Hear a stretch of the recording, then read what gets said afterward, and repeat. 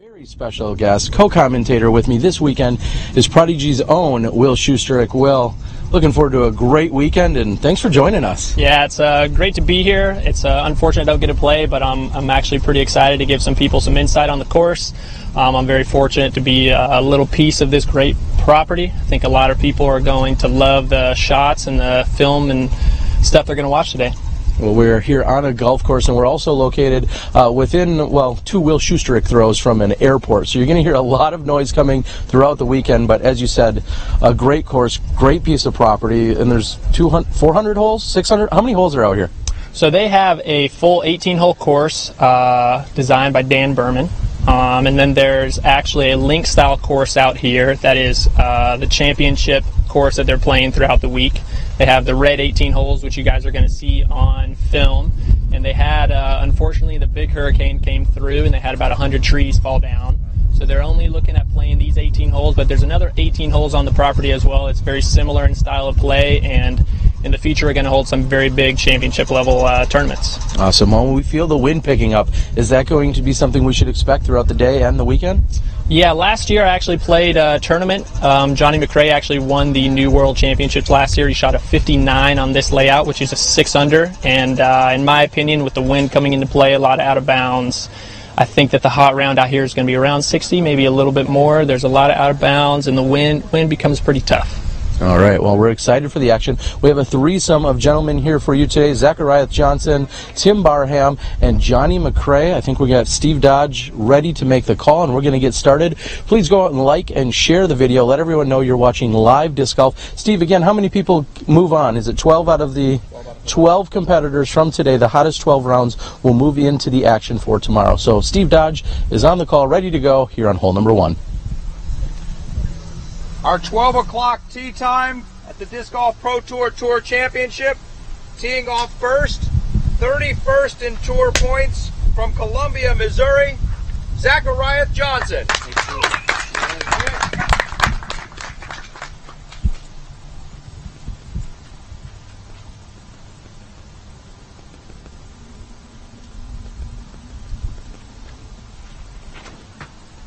And Zachariah starting with the forehand shot. There's OB to contend with here on hole 1. Where do you need to land? Yeah, you're going to see a lot of people kind of play out to the right, especially in this headwind, kind of right to left coming in. There's out of bounds right where those 2 first trees are, so you're going to see a lot of people try to turn it over out of their hand, and Zach goes with a safe sidearm, so he'll have about a 70-foot putt from there. This is Discraft's Tim Barham.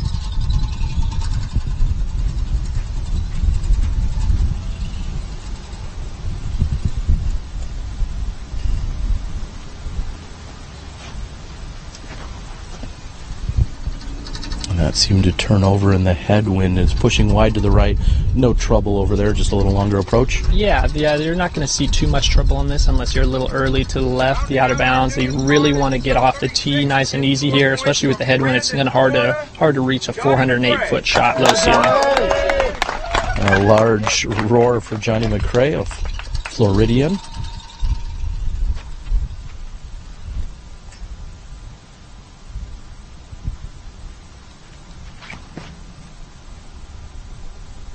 McRae keeps it low in the headwind. We're going to be back with you after a word from our sponsors right here on hole 1.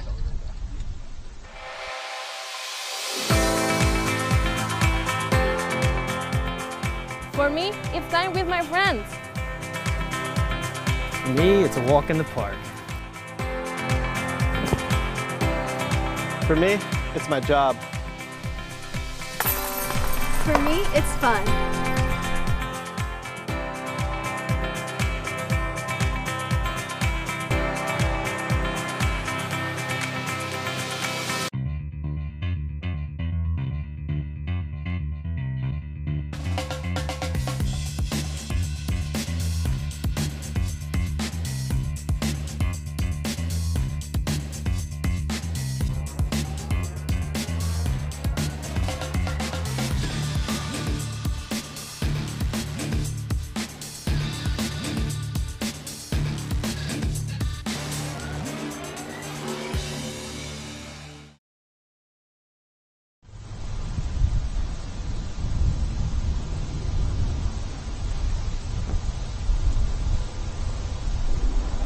Yeah, that's going to be a pretty routine upshot right there from Johnny McRae from about 90 to 100 feet or so.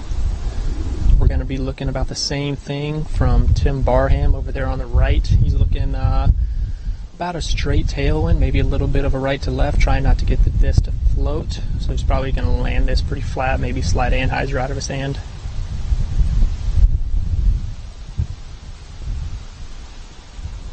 And just past the basket, he should have a relatively routine comebacker from there. Yep.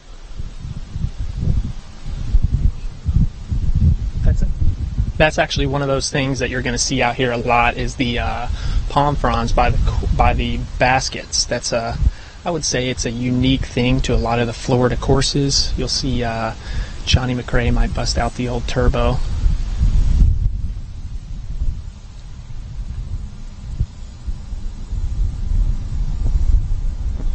And Zachariah is about 25 to 30 feet behind Circle 2, which comes in at 10 meters. And I'm not sure if that was a bad wind read, but definitely did not put it as close as he should have. Yeah, you're going to see a lot of the players from about that distance try to get as close as they can to the basket, and you can see the strong right to left just smash that anhyzer putt out of his hand. Left with a little bit of work here. He is inside Circle 1, but no problem. That was a great recovery. Yeah, that's a great putt from Zach, especially on the first hole to make a 26-foot putt.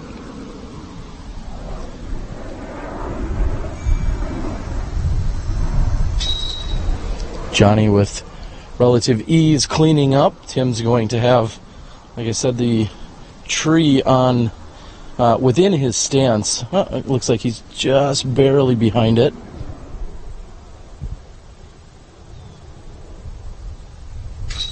And no problems. All threes on hole number 1. We'll be back with you in just a moment.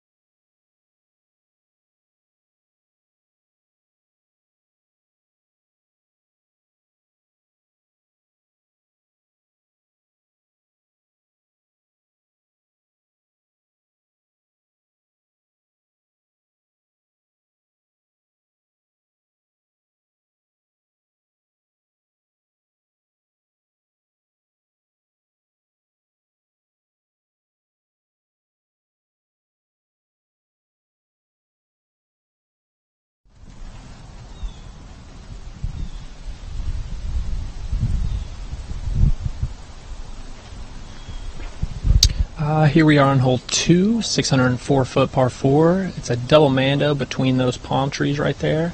Bang, bang. Zach's a little bit to the right. He's going to be looking at an anhyzer approach, a little bit tailwind off the tee.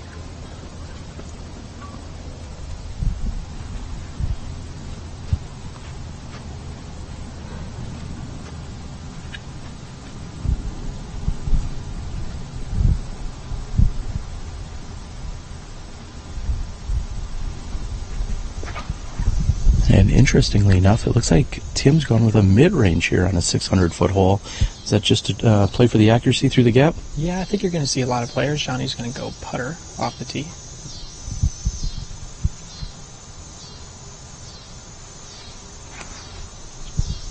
And with a slight turnover, that is heading right into the center of the fairway. And we'll be back with you in a few moments. That's only huh?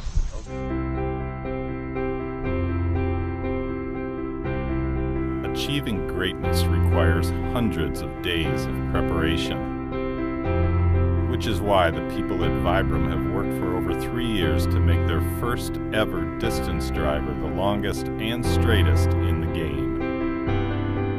Introducing the new Vibram Lace, helping you achieve your greatness. Sun King Discs, established in 2001. Florida's most respected name in disc sports. Official retail merchandiser of the Disc Golf Pro Tour, Currently on tour supporting Discraft and DGA live inventory, free shipping at $12. All orders $19.99, ships in a box, includes single discs, large selection of both stock and collectibles. Check out the website at www.sunkingdiscs.com.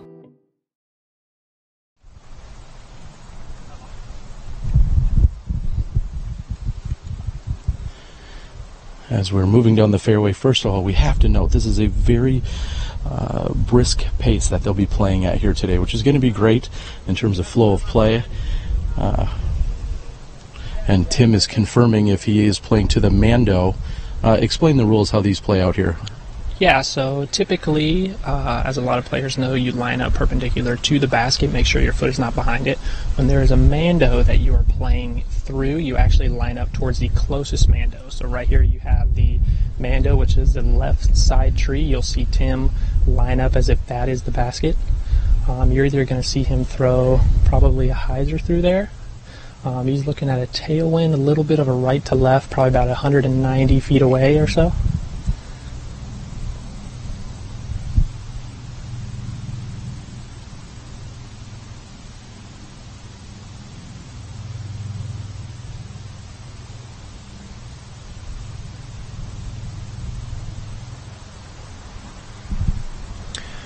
Tim looks to have made the Mando. Great shot. Gets a little skip up there. He's looking at it only about a 12 foot on the back side of the basket.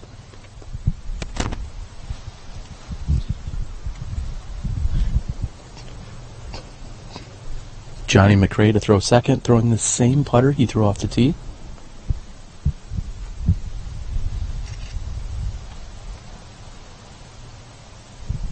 Yeah, Johnny's looking at a right to left wind. As you can see, his anhyzer kind of got smashed down. He's a little bit past the basket. I think he's just outside the circle, but looking back at a left to right putt.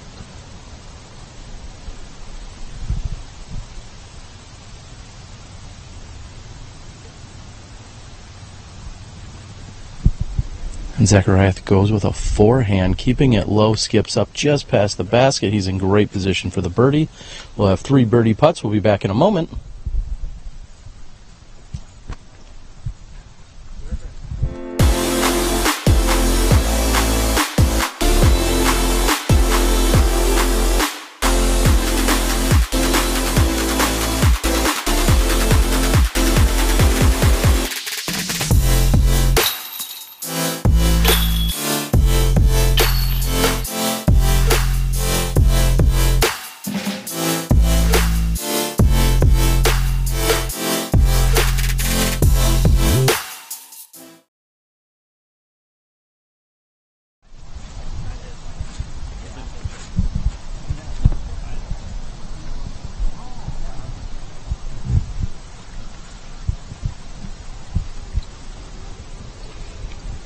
And welcome back to the green of hole number 2. This is one of the Disc Golf Pro Tour elevated baskets we've seen throughout the season. And Johnny McRae has in fact gone into circle 2. He's got quite a comeback right here.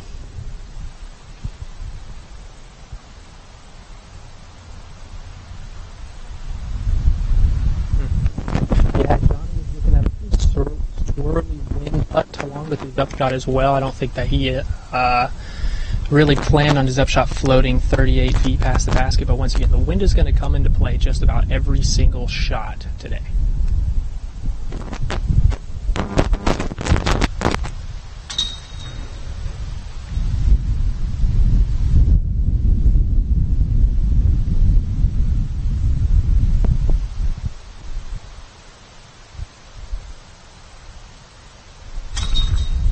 Barham is in for the easy birdie 3.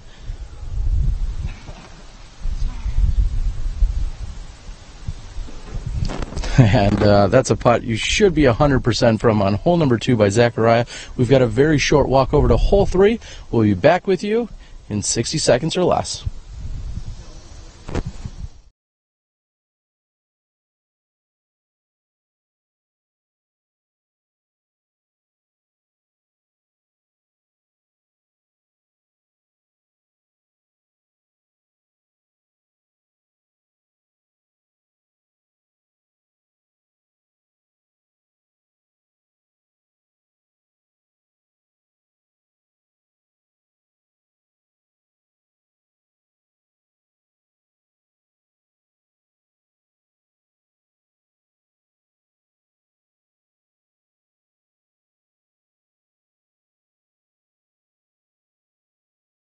Go ahead.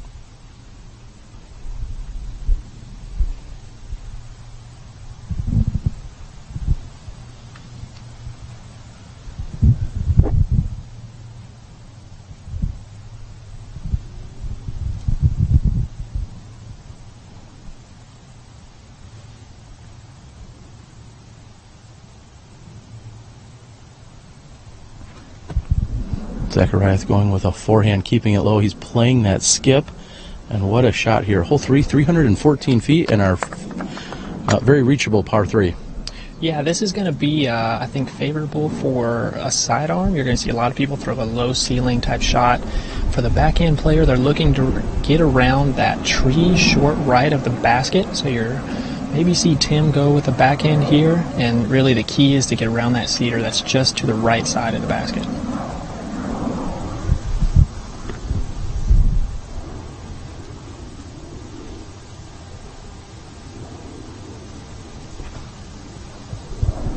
Tim opts for a mid-range, going straight up the middle. What a shot, almost putting it in. Yeah, that was a great slide hyzer flip right there. You're looking at a little bit of a left to right off the tee pad.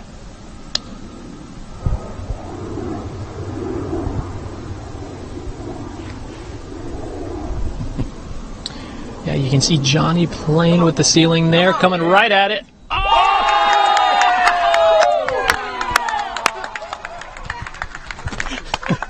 And Johnny does not care. He is not phased. What a shot by Johnny McCray. That's a walk-off ace here on 3. I have goosebumps. It's hot out here, but what a shot. Yeah, that was incredible, without a doubt. Dead center basket. He played with the ceiling just a little bit, but that just flew dead into the pole. Again, we're walking down the fairway. I've got chills. What an awesome shot. Johnny McCray carding the 1 here on the 3rd hole. Talk about momentum as we keep moving on here, Will. Yeah, that was a shot for the ages, that's for sure. I mean, it's such a beautiful hole, such a beautiful shot as well, and it's amazing to watch. And we're going to watch Johnny go clear it out of the basket. I saw virtually no emotion from him off of it, just ice in his veins. His caddy and wife, Jennifer, telling us he's very sick. Not phased. There's a smile. What we love to see. Johnny McCray carding the ace right here on hole number 3. And the rest of the card looks like they're just going to have to clean up here for birdies.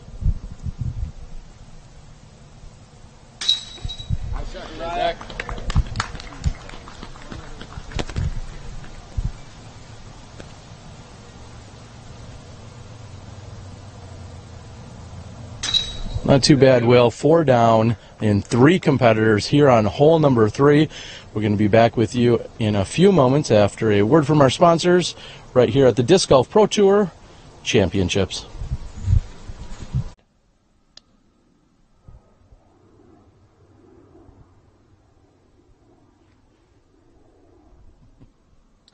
Yeah, you can see Johnny playing with the ceiling there, coming right at it.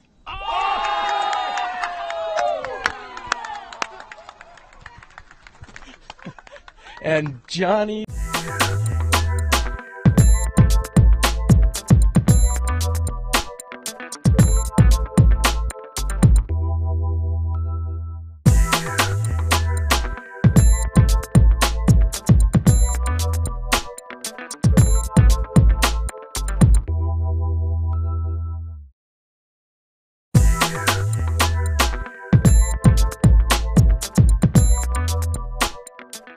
Flashlight LED disc golf discs just changed the game. The unique Disco Select feature allows everyone to choose their own color by simply pressing the middle button, then pressing it again during the first rotation of colors when the one you want appears. Or you can leave it in disco mode, rotating through the 6 different colors for the duration of your game.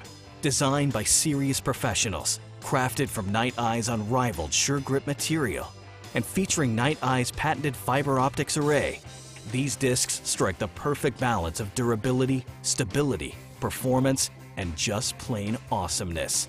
With easily replaceable batteries and an uber-long life, the Flashlight driver, mid-range, and putter will shine, as they blaze your path to victory, day or night. Night Eyes. Discover your solution.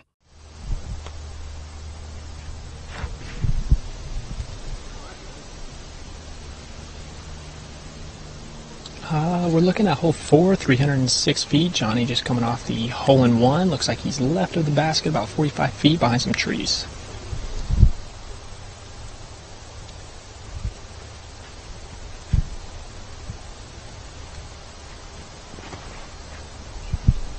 And Zachariah with his first backhand of the round looks to be pretty flat right towards the target.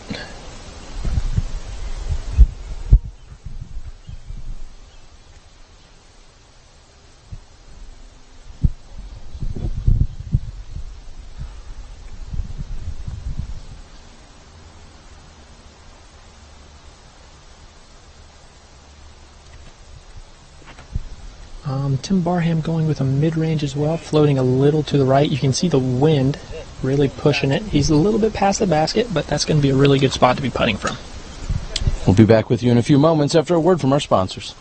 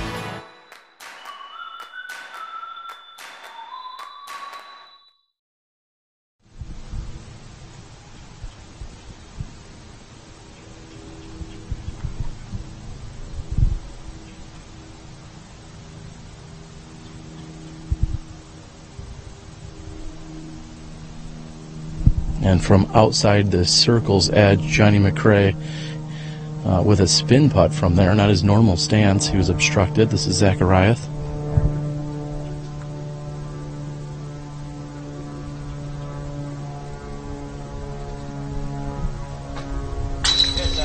Boom, and Zach hits a really nice just outside the circle putt. Tim's just on the backside, about 25 feet away. As you can see, the wind right here. Zach was dealing with a little bit of a right to left putt. Looks like Tim's going to be dealing with a little bit of a tailwind.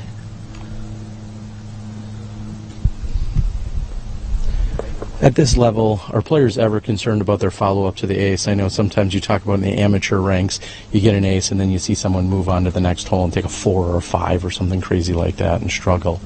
Does that happen here at the pro ranks? You know, for somebody of Johnny's character, I'm going to go with no. I think it actually gives a lot of momentum. And, you know, Johnny's wife was just talking about how he's not feeling that great. He's a little sick. We know that he was coming off of Lyme's disease.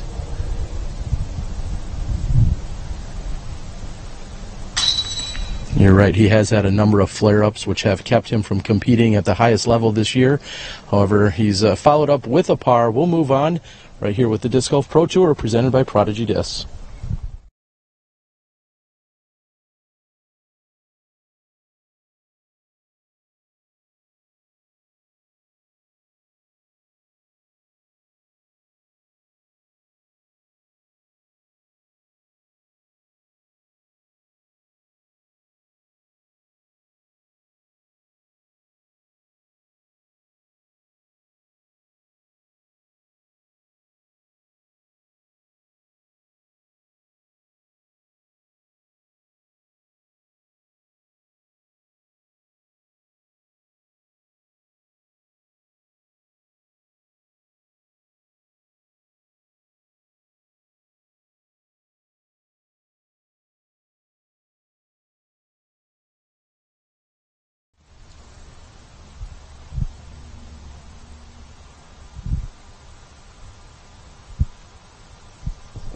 And Zachariah with the tee, or should I say the honors here on the tee of 5. What's this hole play like?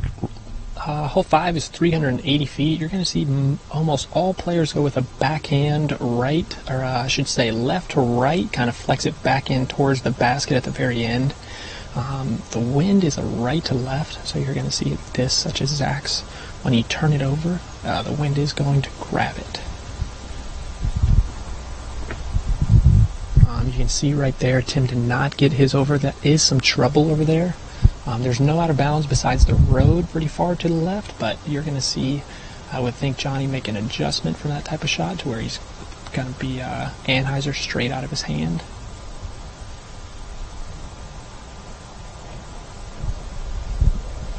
And with a slight turn, just as you mentioned, Will, that's fighting back to the left side. It'll be short and left. We'll take a look at that in a moment. We'll be back with you after this.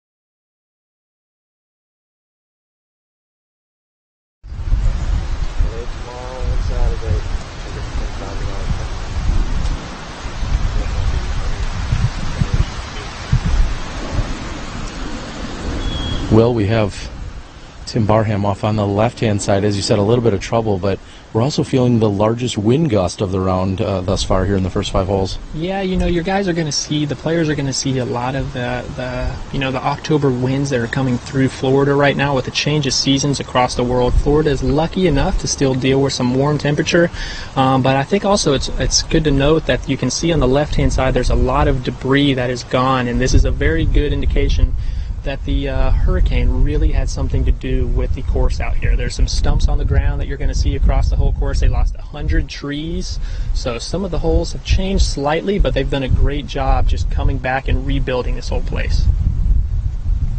And you speak of the weather. A few moments ago while we were standing on the tee of 4, you and I were both getting bit by mosquitoes, and I thought those were maybe gone for the year, at least in Wisconsin, but we're down here in a different climate. This is Zachariah from outside circle 2, and doesn't draw any medal. He'll have a little bit of a comebacker from there, and looks like Johnny's in position to take a birdie here. Yeah, Johnny, you know, on his flex shot out of his hand, it was looking really good, but the right to left got underneath it and really pushed it, I think, just outside the circle. I think his putt's going to be similar to the previous hole, to where it might be a little obstructed, but once again, Johnny's got that spin putt in his arsenal, so I think that we're either going to be looking at some type of jump putt or a little bit of a spin from Johnny. And even getting in position for us to make sure we can give you the best vantage point. A little challenging here with this rough on the left side. He looks to be just about at circle's edge on this left side, and he's got one of his famous turbo putts lined up.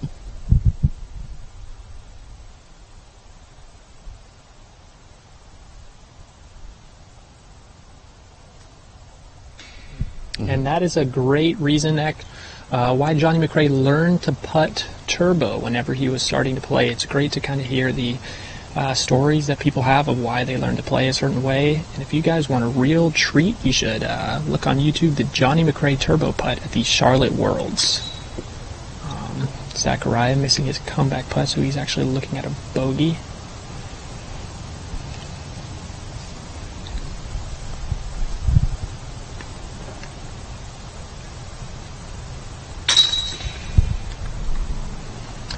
The other players will tap in for par.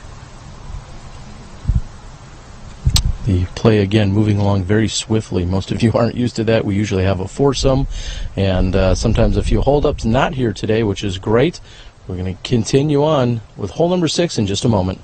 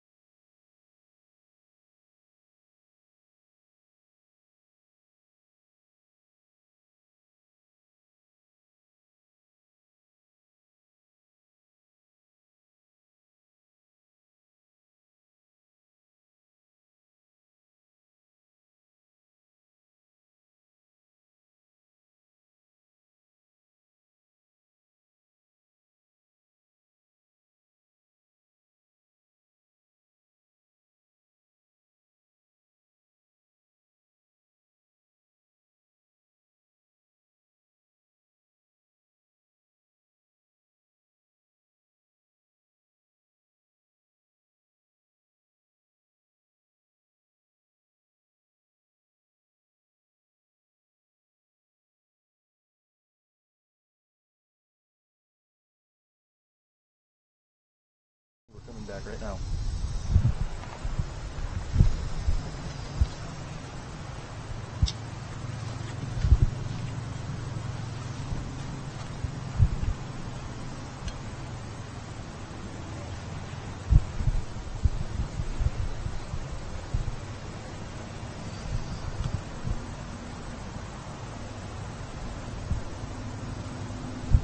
$1,167 feet. Will, are you kidding me? This is actually one of the hardest holes on the entire property. You guys are going to see one of the beautiful green areas. You're going to see a lot of players either go sidearm or backhand, as Johnny shows right there. And the main thing is to stay in bounds. It's very easy to go long here because the OB runs totally perpendicular with the tee pad. I think Zach's going to go sidearm here. I expect him to skip one pretty far around the corner. So here it comes. That's coming out really hot. If it doesn't hit that tree, he's looking for the out of bounds. He hits the sign, and it looks like he's going to be staying safe thanks to Tribaloid. We'll be back in a moment.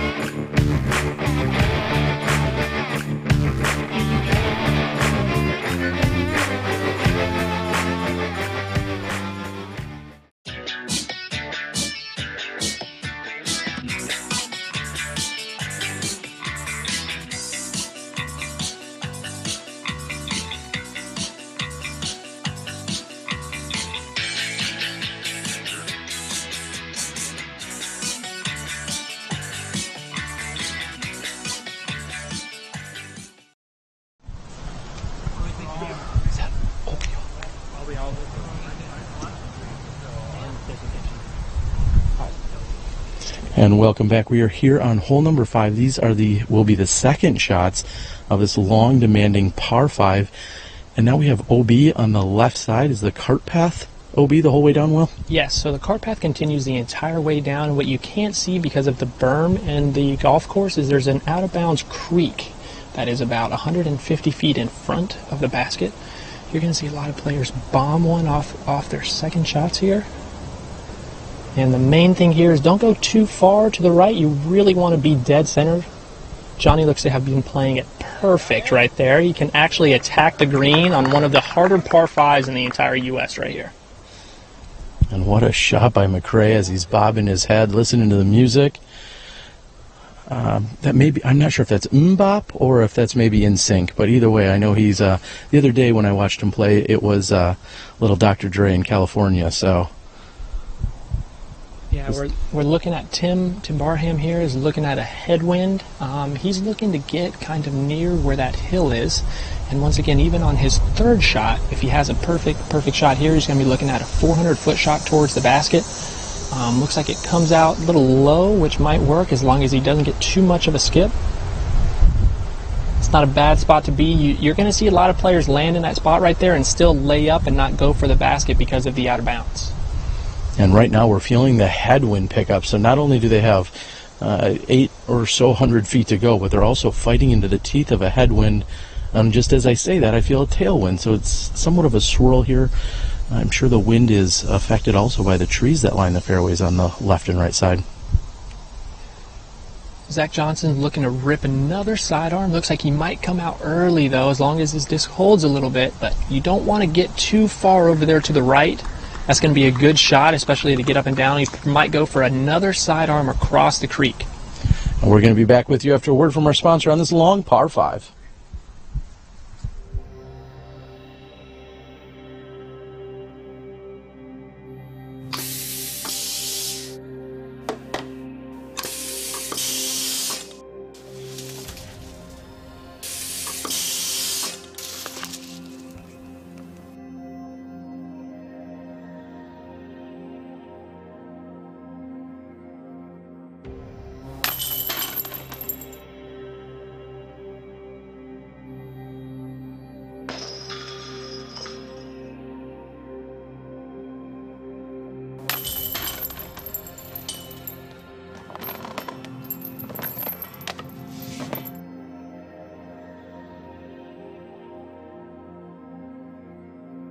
The Mach X by DGA, the evolution of disc golf.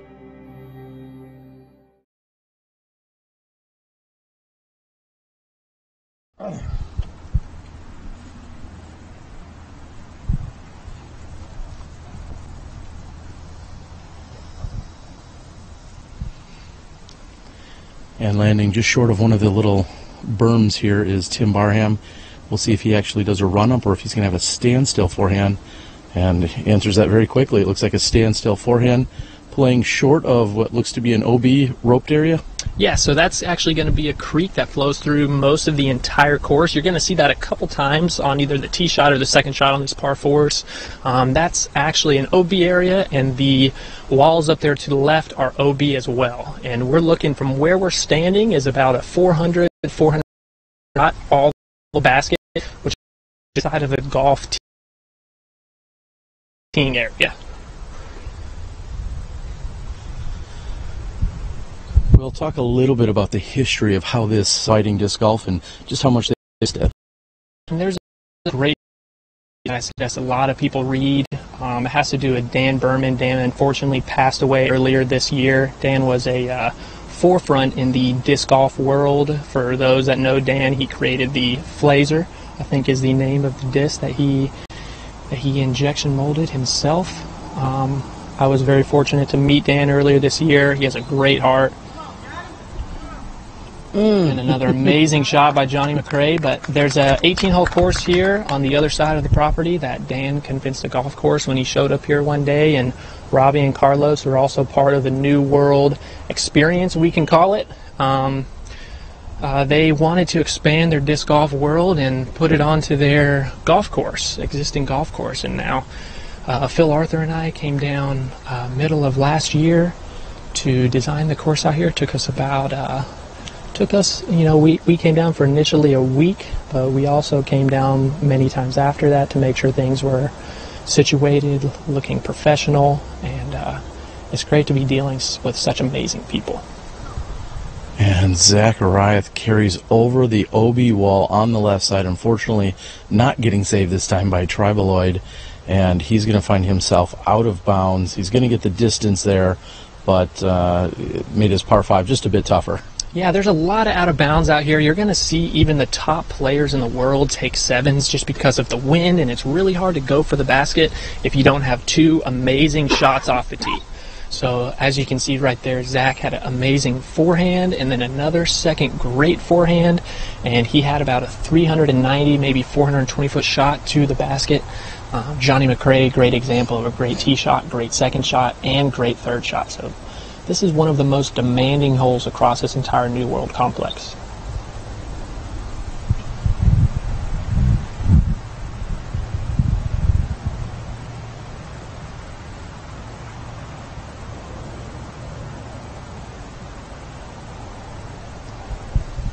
And Barham looks to have turned that over. He could have used a little more of a hyzer angle coming out of his hands. That's going to be on the right side, so he's got some work to do. We're going to be back with you in a moment after we cross over the OB and approach the green.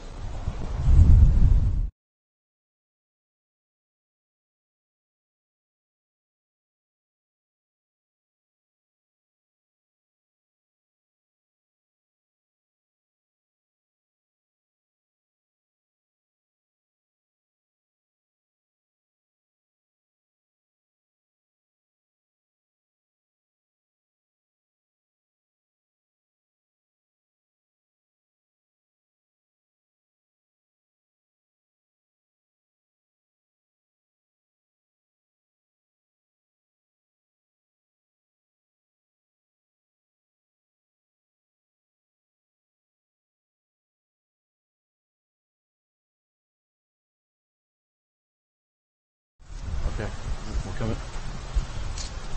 coming back right now.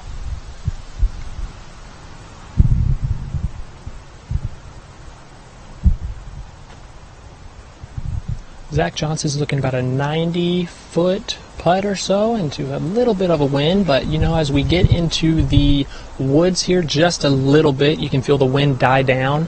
Johnny, I think his shot is inside the circle. Tim's borderline inside or outside. I think he's right, kind of right there. But once again, the wind's not going to play too much of a factor on these putts.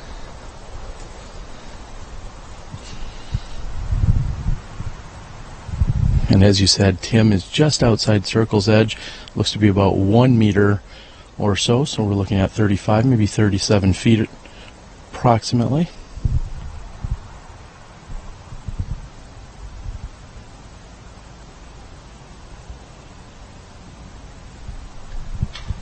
And off the top of the basket, we want to clarify for everyone, we are not able to watch the women's coverage spliced into the action here today because, well, there's no women playing today. They've got the day off.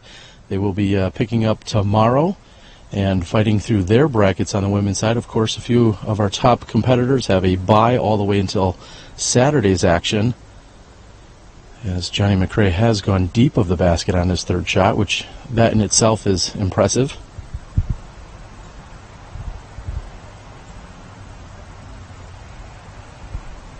And a couple of the volunteers and spotters making a little bit too much motion there for Johnny McCray. He's going to completely reset himself as they were off to his right.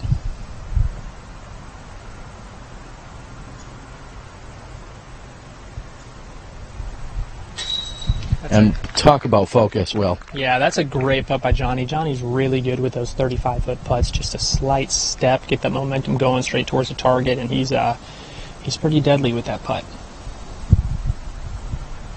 We've hardly had a chance to take a look at UDisc ourselves, Will, as these guys are managing through the first third of the course, and a solid putt by Zachariah. We'd like to thank Johnny V and Gary Tadeo back at the controls in Milwaukee, giving you as many updates as we can on this very quick round. Tim Barham looking to clean up. And after a word from our sponsor, we'll be back with you on Hole 7 right here from Jacksonville, Florida.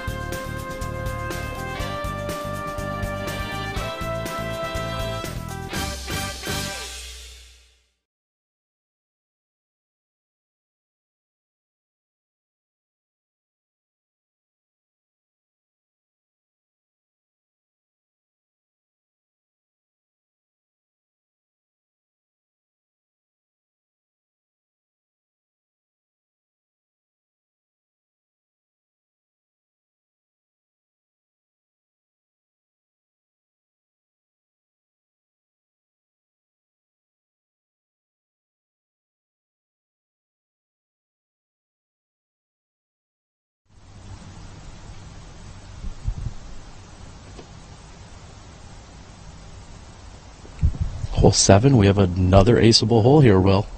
Yeah, we're looking at 286 feet right down the tunnel right there. You're going to see a lot of players throw a low ceiling mid-ranger putter. Might see a sidearm off the tee or two, but this is one of those holes that you really do want to give yourself a look. Once you get into the gap, there's not really too much damage to be done. You're just looking to give yourself a look.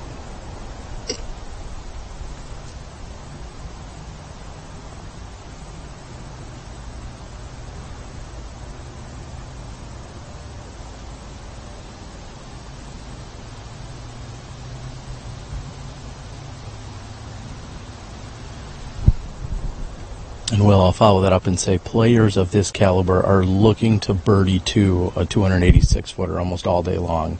So we've seen 2 tee shots here, both a little off the mark. Zachariah can possibly pick up a stroke here if he can get up and down for birdie.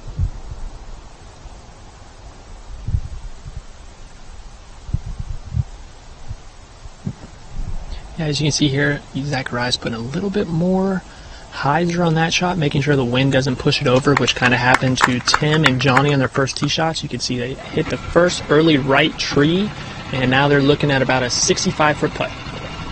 Let's head on down the fairway after a word from our sponsors.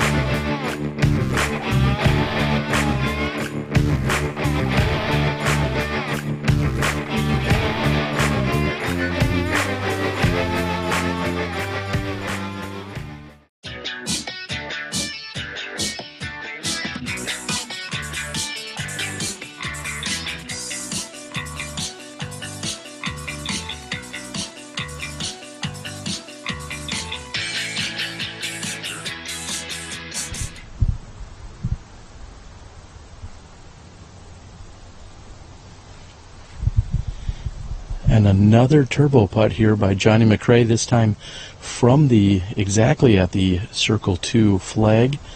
Circle 2 being 20 meters, which is, we'll say, 66 feet. Yeah, Tim's looking at about the same distance, but the difference between his is he's a little bit pinched up against the tree, so you're going to see a little bit of anhyzer. Tim likes to putt flat. From a lot of times I've played with him, it's not going to affect his putt too much. The wind, however, is coming in left to right, kind of swirling because it goes into the tunnel in the trees. It looks like he may be switching it up. He's got 3 orange putters. This seems to be the one he wants.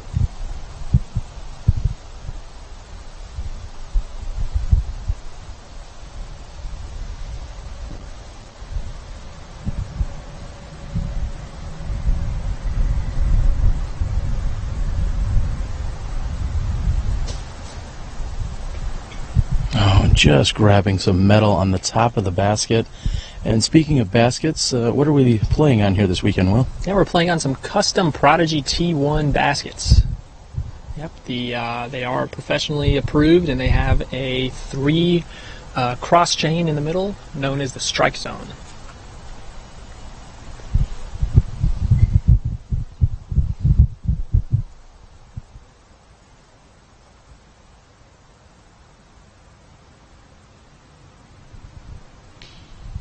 And after driving past the basket, Zachariah is going to let a birdie opportunity slip by him as he comes up short on the putt. He's going to card the par 3, as we expect to see from the other 2 competitors. Yeah, we're watching Tim and Johnny putt about from 14 feet, seems like.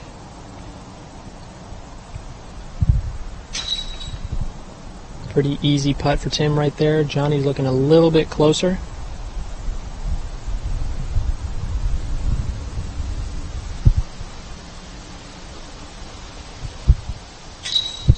And we're through 7. We'll be back with you after a word from our sponsor.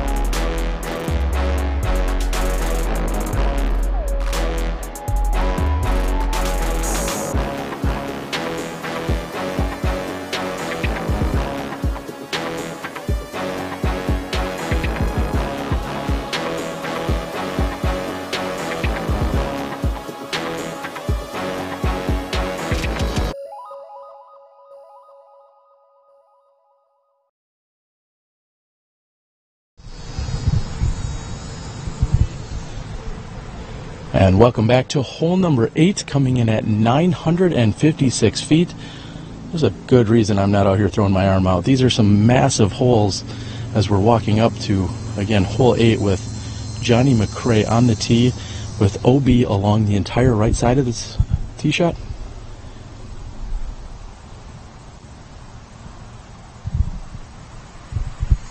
Yes, the players are looking at a little bit of a left to right coming out of the chute here. Johnny looks to be really going for it off the tee. And you'll see a lot of players kind of go for the shot down the middle. There's also a little bit of a safer shot on the right side, but the grass is a little bit wet this morning, so I don't expect to see a whole lot of skips. You see a lot of people throw the low sidearm, challenging that palm tree straight ahead, and kind of bringing it back to the right. The left side, even though it's not out of bounds, you do not want to be landing in there. You're not going to be getting up and down. There is a really good risk reward off the tee. The longer you can get this drive, the easier that upshot is. But if your drive is too short, it's really hard to reach the basket.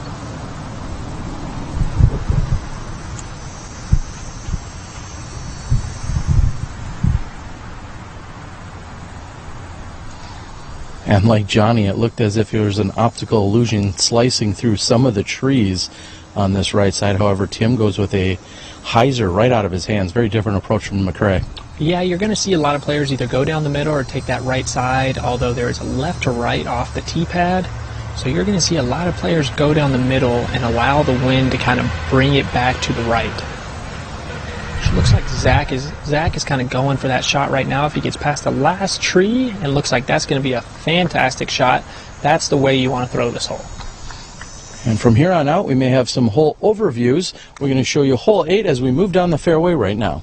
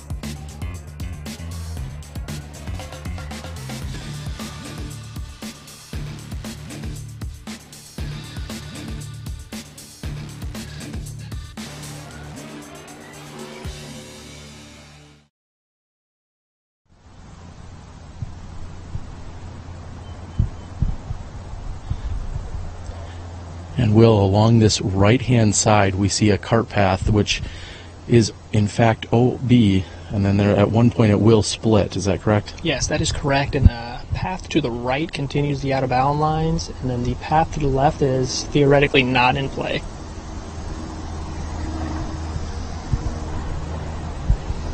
Barham keeping it low, trying to keep the OB path on the right side completely out of play, and that looks to be a pretty safe shot.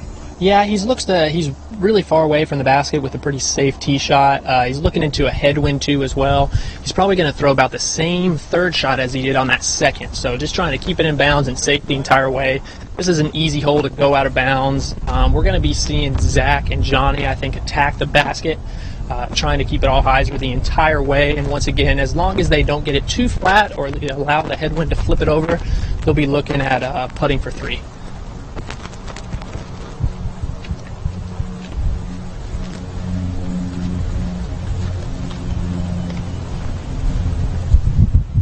Also noticing Nate Perkins I don't know if he's just checking out the course or cheering on one of his favorite players, but Nate Perkins out here taking in some action today. Earlier I saw Greg Barsby running around. He said he was going to go out and do some spectating. And tomorrow we're going to see the field dwindle down, well, just by one person. So as Johnny McRae said a moment ago, you just need to beat one guy today. Yeah, and we all know that's typically your own self. As long as you can beat yourself out there on the course, you're got a successful day. Zach's looking to be going into a headwind, getting it a little bit flat. As you can see, the wind pulled it over to the right. He's going to be out of bounds. Looks he's going to move up about 100 feet to the side walk right there, and looking at about the same shot, maybe a little bit shorter. Yeah, he does not get most of the distance because he, as you mentioned, went out of bounds no more than 100 feet further up the fairway. So he'll be teeing just in front of Johnny McRae, or I should say rethrowing from just in front of Johnny McRae in a moment. Yeah, you can see Johnny, one of the great things to really pay attention if people are trying to learn stuff out there is Johnny made a massive adjustment to Zach's shot, looking at about the same type of play, but he went way to the left just so he can save that out-of-bounds stroke. He's looking at about a 450-foot shot, and staying to the left is going to keep you in bounds, and he can still putt from about 70 feet.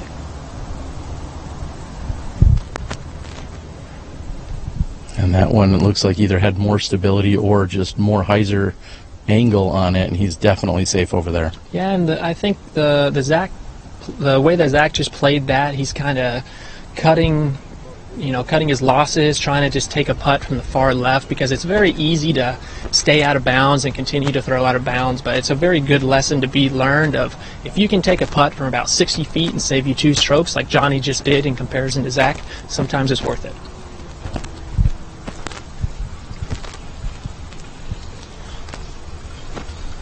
Tim Barham rolling his Zuka cart up to his lie. Thank you to Zuka for being a proud sponsor and supporter of the 2017 Disc Golf Pro Tour. Tim's looking at about a 300-foot shot, 250 to 300. You can see the Prodigy flags in the background give you a little bit of a wind read. You can see the wind is kind of blocked off where we are now in comparison to the street, which is far left of where Tim is. Going towards the basket, though, you can see a little bit of a left to right, so you're going to see Tim probably throw a spike hyzer towards the basket. Hopefully he's not going to leave it out too wide because his disc is going to drop and it's not going to carry too far. How far would you say the right side cart path is from the pin? Looks to be inside 30 feet or so, or no? Yeah, I would say that the closest point, it's about inside, I would say inside 25, just on the edge of 20. You can see Tim going right there, kind of really tight to the basket. And right on it, right there. That's how you play it right there for the easy par. And he sticks the landing. We're going to be back in a moment after a word from our sponsors.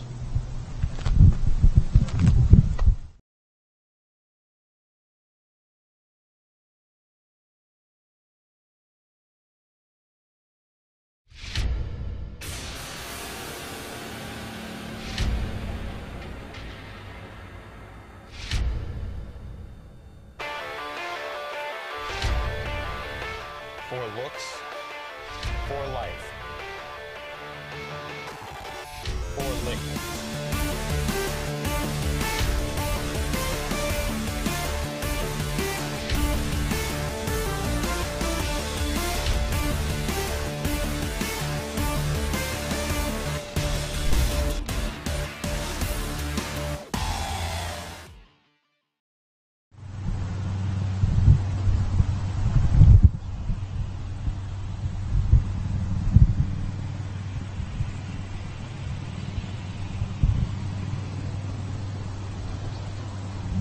And McRae from more than 100 feet puts it right next to the pin, giving it a good run. As you said, Will, the closest pinch point from the OB to the basket is definitely inside the 30 feet I had thought. Yeah, it's a great bid right there from Zach and Johnny. You can only run at the basket so much from the left side here. As you can see, they're a little bit short, which is kind of the safe side on the putt. And Tim, who had come up short, finds himself sticking it into the, we'll call it the somewhat soft grass and ground that we're finding out here today.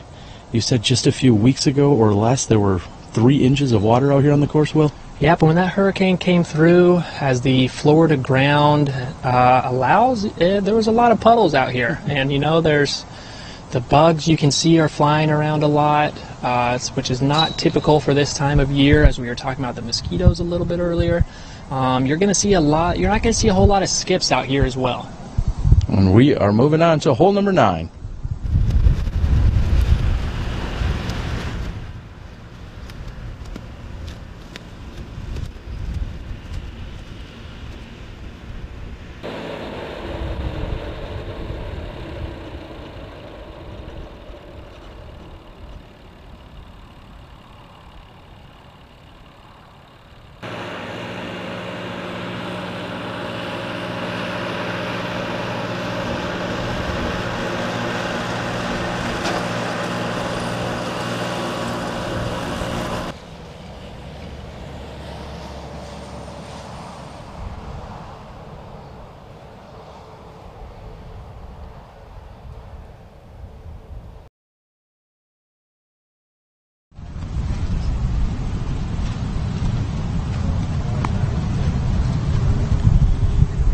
And welcome back to hole number 9, coming in at, again, over Will, you're killing me here. Is this just a part of the off-season workout you guys are trying to put me through? We're here on an 1,100-foot par 5, hole number 9, with a dog leg to the right. Johnny McRae's on the tee, checking the wind, which is somewhat a stiff right to left.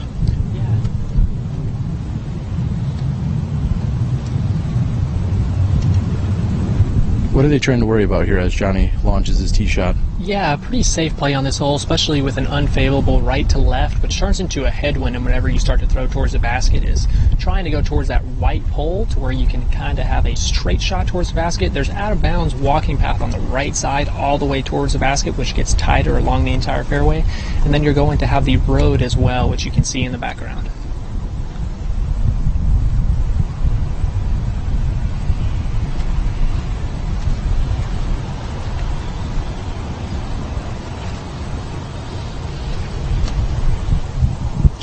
Tim, once again, is looking, same as Johnny, kind of going towards that white pole right about there, and they're going to have a pretty difficult straight shot into a headwind with OB right and those line of trees on the left.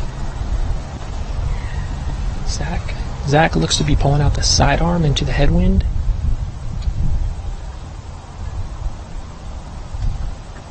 Looks to be an early release and really high out of his hand. That's going to go out of bounds if he doesn't get a kick from the tree.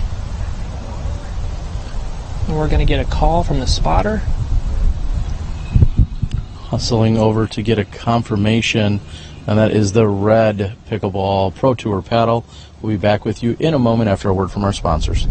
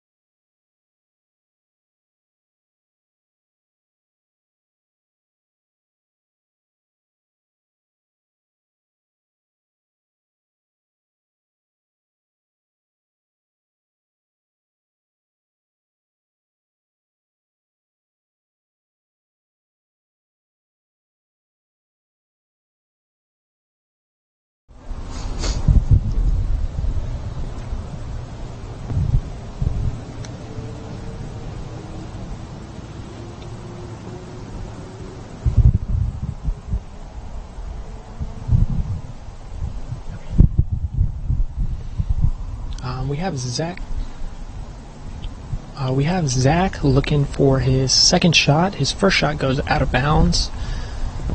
It's going to be a really tough placement shot from here. He's trying to find a way to where he can cut the corner, although that's going to be playing a lot with the out of bounds. Looks to go for the low sidearm, which is the perfect placement to be. That's going to allow him to attack the basket. The headwind really does affect the shots towards the target. As you can see up there, there is a lot of out of bounds with the walking path.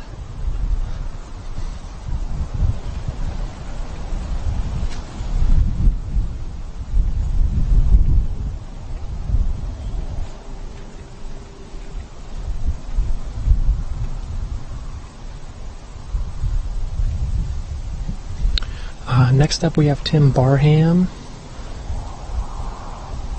looking about into a headwind. As long as he keeps this disc on a right to left, probably playing fairly low, he's going to have a pretty good look for the basket.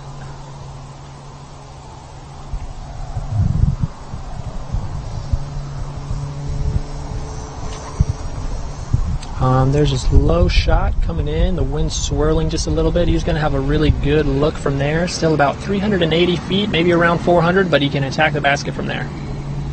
Johnny McCray will be up to throw next, our third competitor here on the card, and I'm for the first time getting a chance now, as we're moving along so swiftly, to finally take a look at the UDisc scoring myself. That's of course udisclive.com.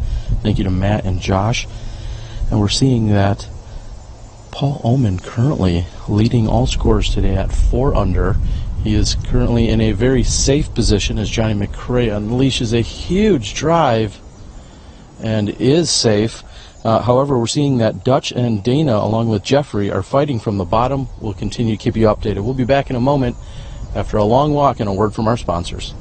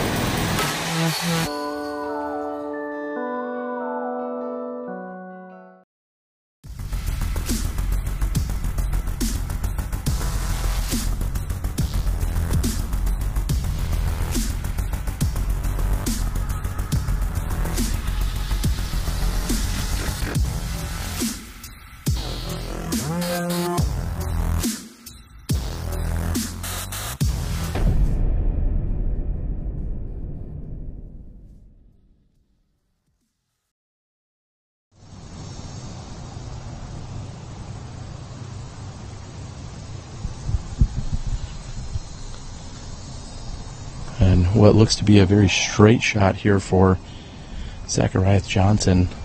Not saying there's not plenty of challenge and danger, but a straight shot as he's pushing ahead and fighting just to the right where the pin is. Yeah, that is a fantastic shot by Zach. He's going to be up there on the berm putting from about 28 feet for par.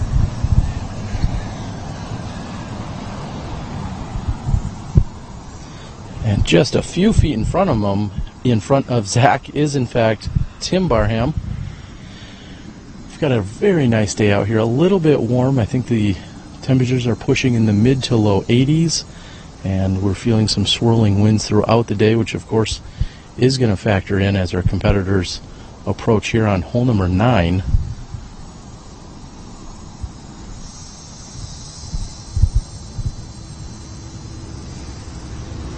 Yeah, Tim's looking at about the same shot as Zach. He pulls his sidearm just a little bit. You can see that wind really is coming into play for people's shot selections. Johnny on his second shot got about another 80 feet in comparison to Zach and Tim, so he's looking more around the range of 300 to 340 feet to the basket. But the wind is gusting. It's getting a little bit more, a little stronger towards the back 9 here. But I think Johnny's going to be pulling out the putter, getting up there. It's possible to go mid-range from here. In my opinion, this shot does play a little bit longer than what you're going to think. Johnny's going back to the bag with his putter, keeping the same disc.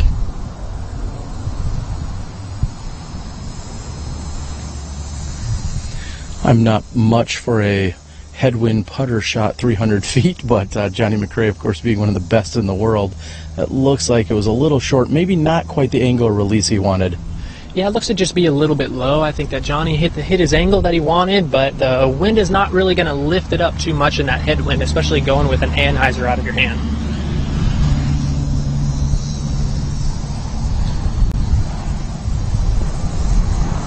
We'd like to thank Disc Stalker, one of our partners here of the 2017 Disc Golf Pro Tour season.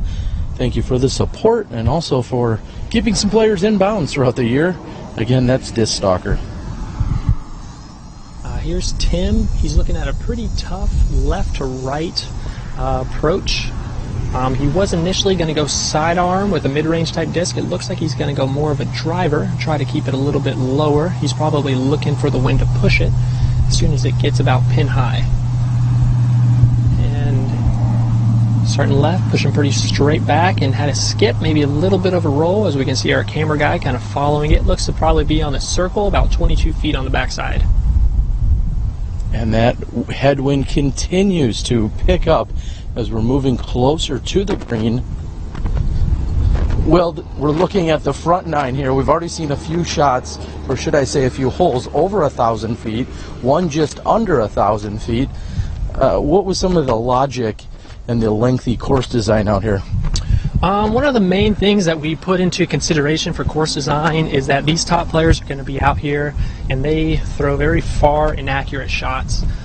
Phil and I both are under the impression that we want to challenge all players when it comes to hitting their lines and hitting their shots. So you can see even the top players in the world on these 1,100 foot holes with 3 great shots. They're putting for a 4, or with a little bit of a outside or the out of bounds, they can still get up and down for par. But one of the great things about the new World Links course is that you can score whether you throw far or whether you're just an accurate 300 or 400 foot off the tee. As you can see, Johnny and Zach right there both probably got played by the wind. It's a lot stronger on the backside here because there's no coverage from the trees. Johnny just went with a little spin putt, maybe a little bit of a layup. Zach, his putt got extremely smashed coming back towards the basket. It looks like Zach's going to be out. Looks like he's a little bit closer to the edge. I think he took a skip off the top of the hill a little bit.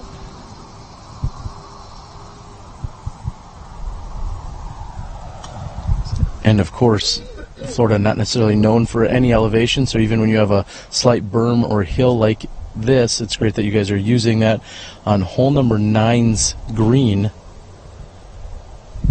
Tim Barham with a little bit of an uphill putt. He's got a slight wind at his back and into the heart of the chains. Yeah, that's a great way to play the hole from Tim right there. Even though he had a little bit of a shaky third shot, he still got up and down for his par. And in the wind today, that's going to be very key, is to be able to get up and down for those pars and save those bogey strokes. As Johnny McRae will be putting in on hole 9, that means we're halfway through the round. We're glad you could join us. Go out and share the link with your friends. We've got a brief walk over to hole 10. Thanks for joining us. We'll be back in a few moments right here at the Disc Golf Pro Tour Tour Championships presented by Prodigy.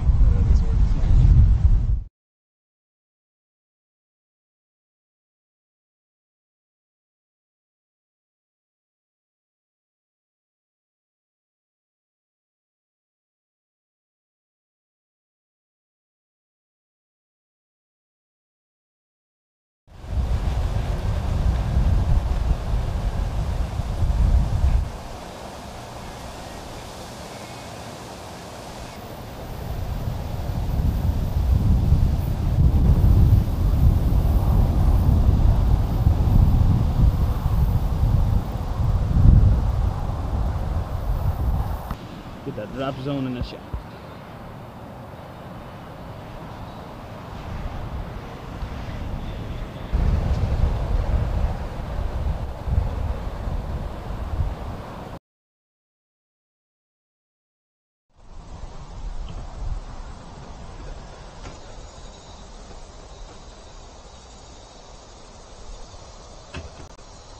All right, we are on hole 10, 770 feet from the pro pad back here.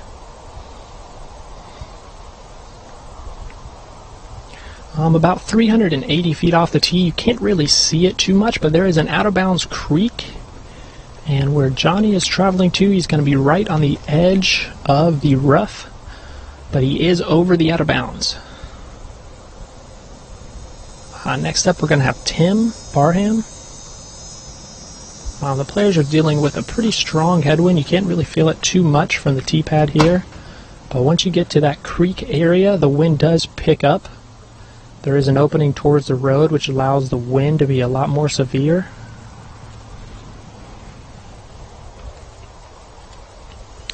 You're going to see a lot of players contemplate whether to lay up before the out of bounds or try to make the risky 380-foot carry over that creek.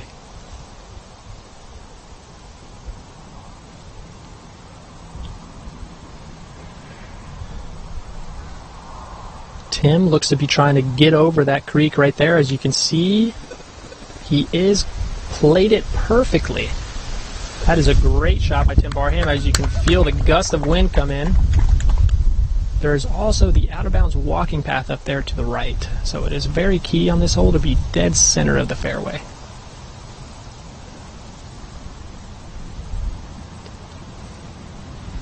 There goes Zach with a slight hyzer flip out of his hand. Looks like he's getting over just a little bit. Seems to be safe. And well, let's listen to a word from our sponsor as we move down on hole 10.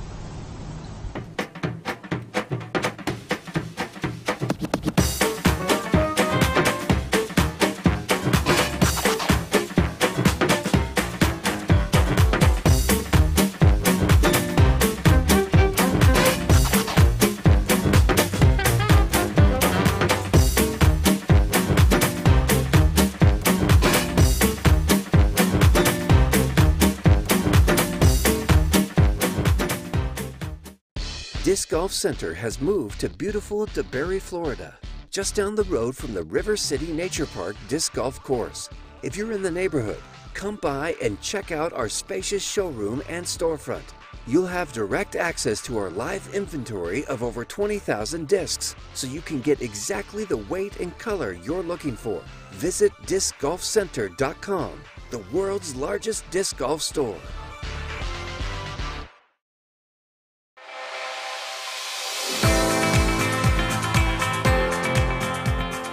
For me, it's time with my friends. For me, it's a walk in the park. For me, it's my job. For me, it's fun.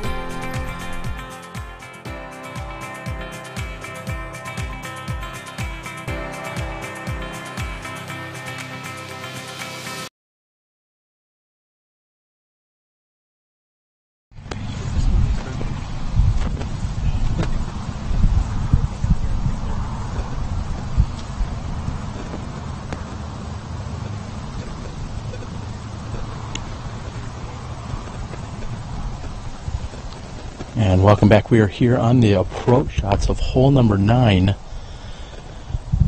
And it looks like we had 3 pretty solid drives here, Will. Yeah, this is one of those somewhat easier par 4s if you can get over the creek on your first shot. The players are looking at about a 340-foot approach shot, slightly uphill into a headwind. You can't see the basket from where we're standing now. Johnny with a flat shot towards the right of the basket looks to be coming back with the wind. And the tree helped him. I think that's going to keep him just outside the circle. Going to be putting from about 30 feet. And no more than 30 feet up the fairway is Zach Johnson from where Johnny McRae just approached. We feel that headwind. Players can also get a read from the Gulf green flag that is blowing toward them. Zachariah hanging it out to the right, coming in nicely.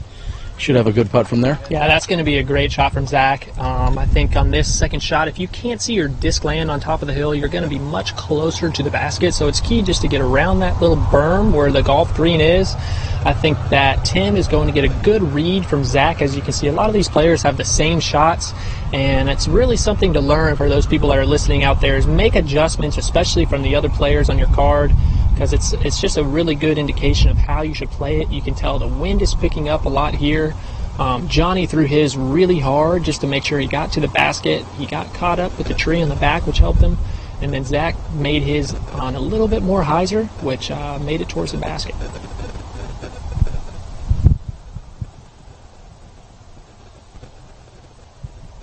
And Tim is putting a really good move on this, also hanging it out right, playing it in. We're going to listen to a word from our sponsor as we approach the green here on 10.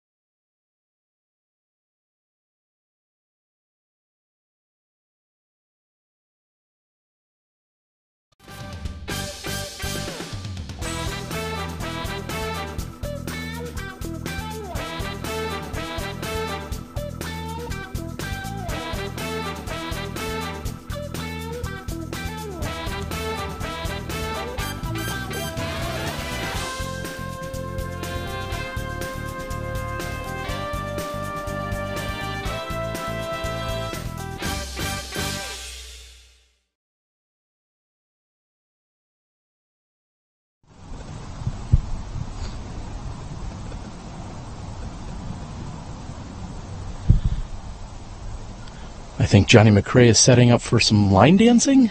I'm not sure what that routine is. Okay, maybe he's looking at exactly how far away he is from the pin. This is McCray that looks to be just outside the 10-meter circle.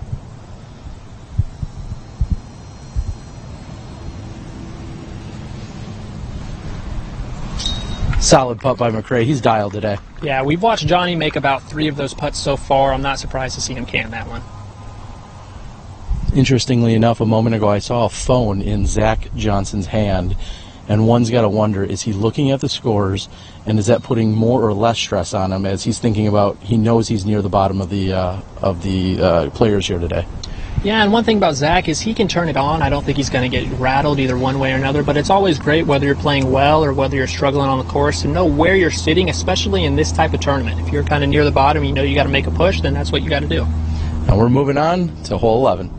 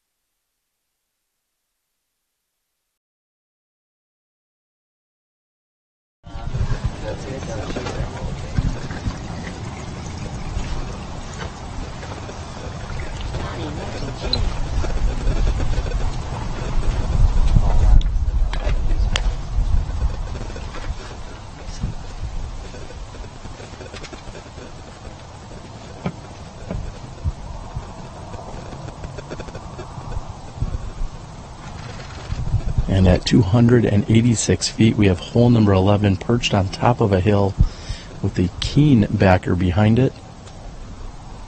Yeah, you're going to see a lot of players throw a slight hyzer. The wind does affect it just a little bit going into the trees. As you can see, the basket is a little bit elevated on top of a berm. There's about a 28 feet between the basket and the out of bounds behind.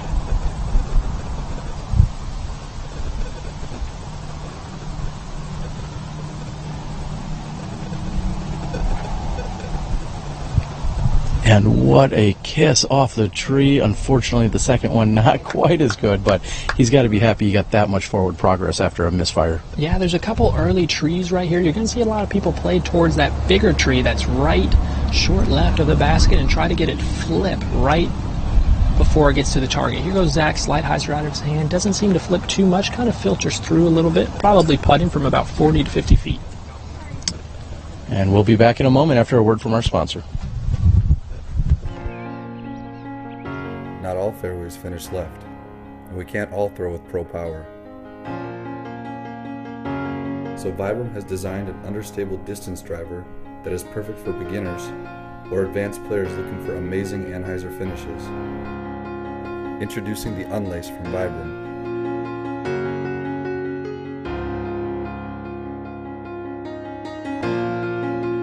Durability, grip, performance.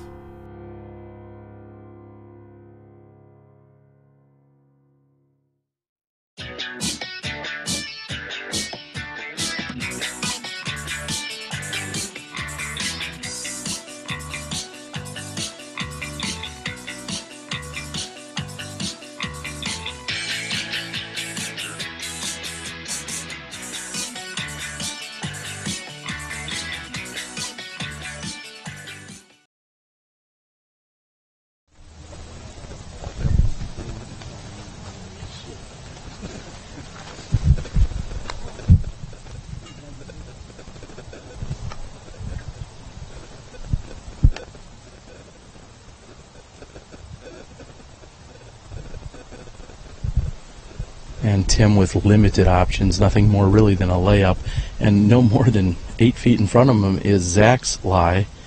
I'm guessing Zach's not going to have much more than Tim just did. Yeah, short left of the basket here, you can see that cluster of trees. You're not really going to have a look. You can see Johnny's shot up there, actually about 28 feet away, just inside the circle. He was low, and it flipped at about 150 feet down the fairway. And Tim's going to pitch up to the elevated portion of the basket. Oh, I'm sorry, I just called him Tim. That is Zach, of course. The interference with our microphone is now interfering with my brain.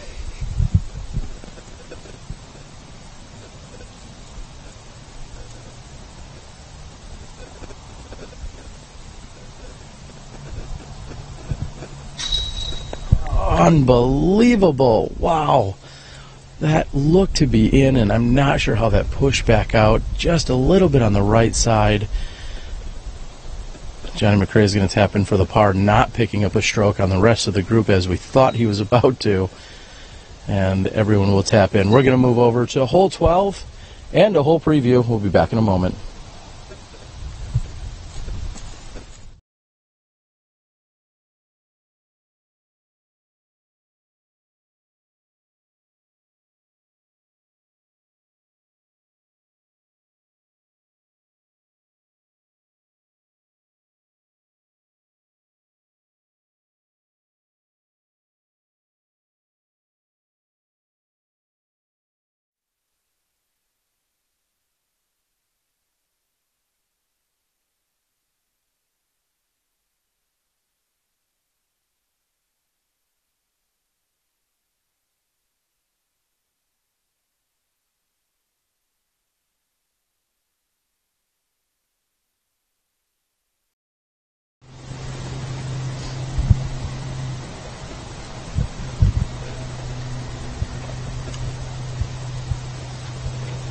Hole 12 at 400 feet with what I believe is OB on that left-hand side, Will?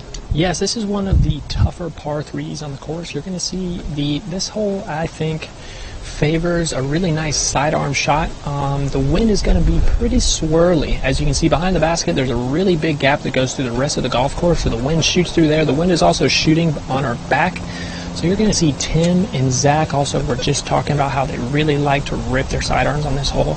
It's key to keep it low, but it also could be affected by the wind as well.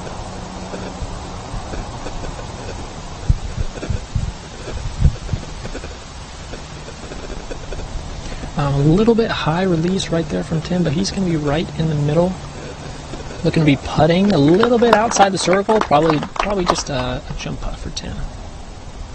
Zach's going to be doing the same thing, going with the sidearm, probably making a little bit of an adjustment in comparison as he keeps his low not turned over enough, as he's going to be shooting over there to the right, taking a little bit of a skip, but he's also going to be putting.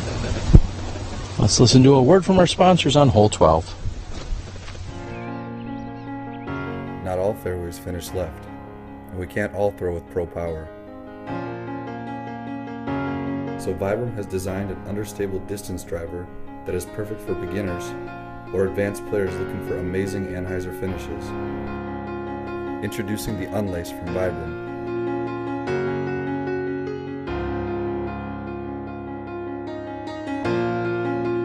Durability, grip, performance.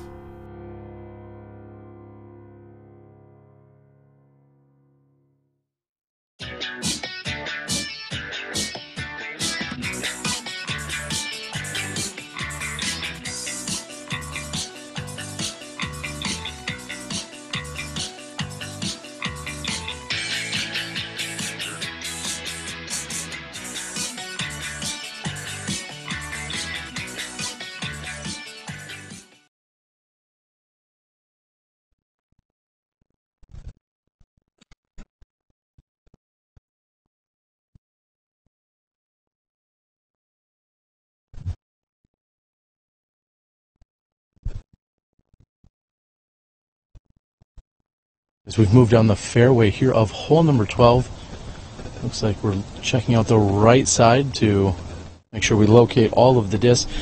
I mean, come on, Manuel. I see a tree inside the circle. What are you guys doing? Oh man, this is ridiculous course design out here. But you know, one thing that's great about Florida is on a golf course too, as well, is we're actually playing on the side of the fairway from the typical golf fairway, and these are, I think, a great way to install disc golf courses across the world on golf courses, because the side of the fairway here is really pretty great for a couple disc golf holes that we're going to see coming up. And McRae has been located on this right side. He's a few steps outside of circle 1, and as we're standing here in the center of the fairway, I'm feeling a pretty stiff tailwind. So with the angle he's at, that's going to be a left to right wind pushing his putter. He's going to do a little course maintenance. And Will, we talked about it off camera a little earlier. FEMA's actually been out here working hard and hauling away tons of debris from the hurricane just a few weeks ago. Yeah, that is correct, Terry. They've had some massive groups out here from FEMA and also from the local disc golfers. As we're watching Johnny go with a little bit of a spin putt on a left to right wind. Maybe a little bit low ceiling too as well. Misses it just a little bit to the right, but once again the wind has came in, and now it's turned from a gust to a little bit more constant whenever we get towards the basket. And just a few steps inside of his lie will be Zach's putt for birdie. He said this is one of the more difficult par 3s that we'll find with the OB left, and very dense woods on this right side. Position is key. And trying to get back on track, Zach for the birdie 2, a long jumper.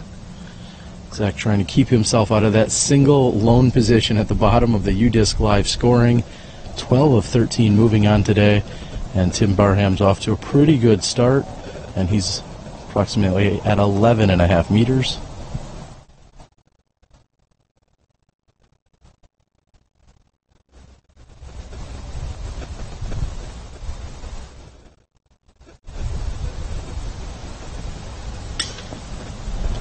Tim misses just a little bit high left on that putt, as we just watched Zach hit his second jump putt of the round. As you guys can watch all of the live scores on UDisc. I highly suggest that app. I personally use it to find any of the disc golf courses around me, and that is not a paid ad.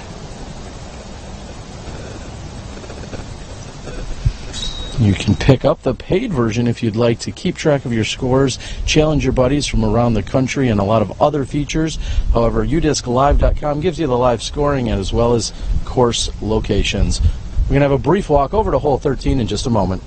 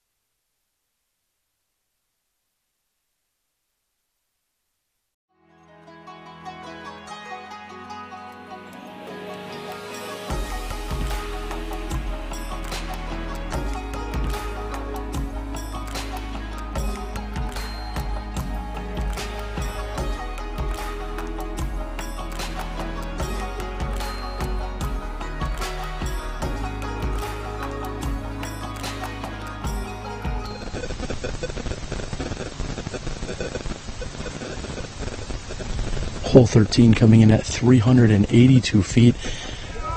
Oh, trying to skip it in. Will, I feel like this hole plays very similar to the previous hole with maybe a little bit more, well, is there more room on the left side? Yeah, you know, you can see that walking path kind of shoot a little bit out to the left. So, and then we also have a tailwind, slight left to right off the tee, which makes the disc drop a lot more. And you're going to see Johnny go with a low ceiling. See Johnny go with a low ceiling fairway driver here as he hits it perfect. Great shot by Johnny. As you can see, that latitude flag up there shooting from left to right. The green does open up a little bit to the left as it favors the sidearm shot, as you saw Zach coming off the tee at first. I would imagine Tim to make an adjustment from his previous sidearm, maybe keep it a little bit lower, and follow Zach's line.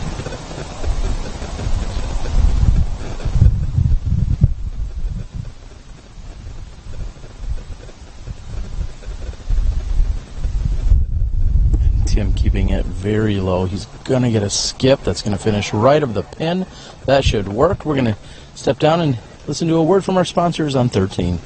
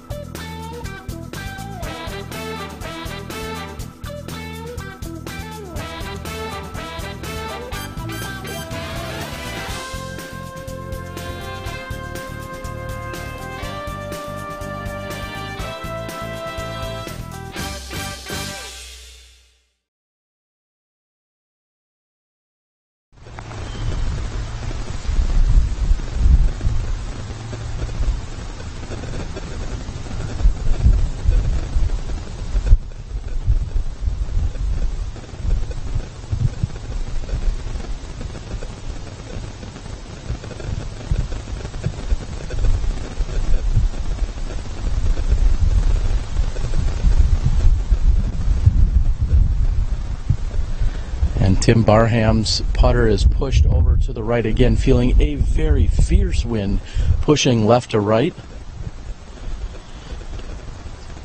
Johnny McRae will be second to putt.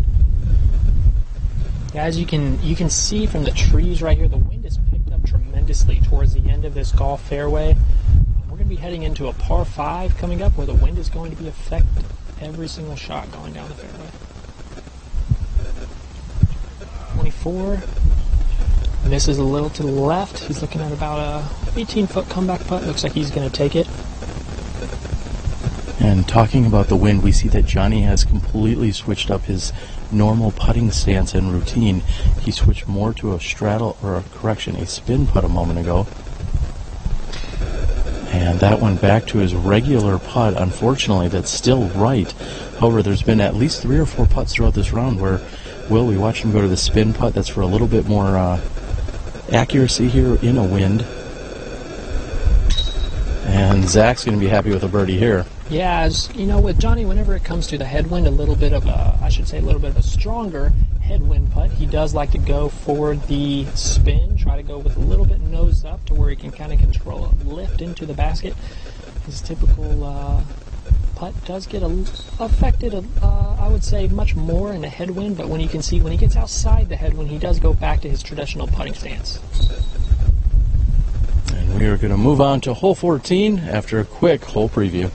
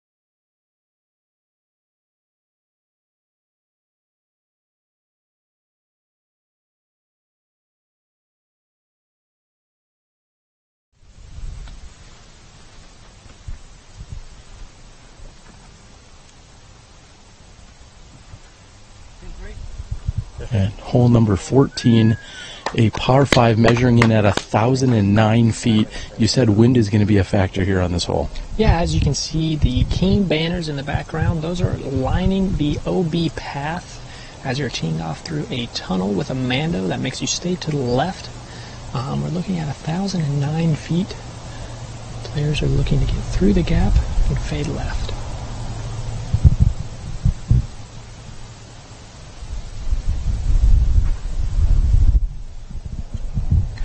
As you can see, Tim with a little bit of an earlier release. We're looking at a right to left wind, which is favorable if you can get through the gap, but as you can see with the hyzer out of his hand, it hits the big tree.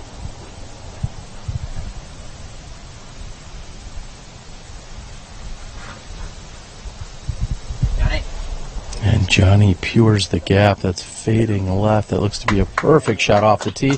We'll catch up with Tim in just a moment.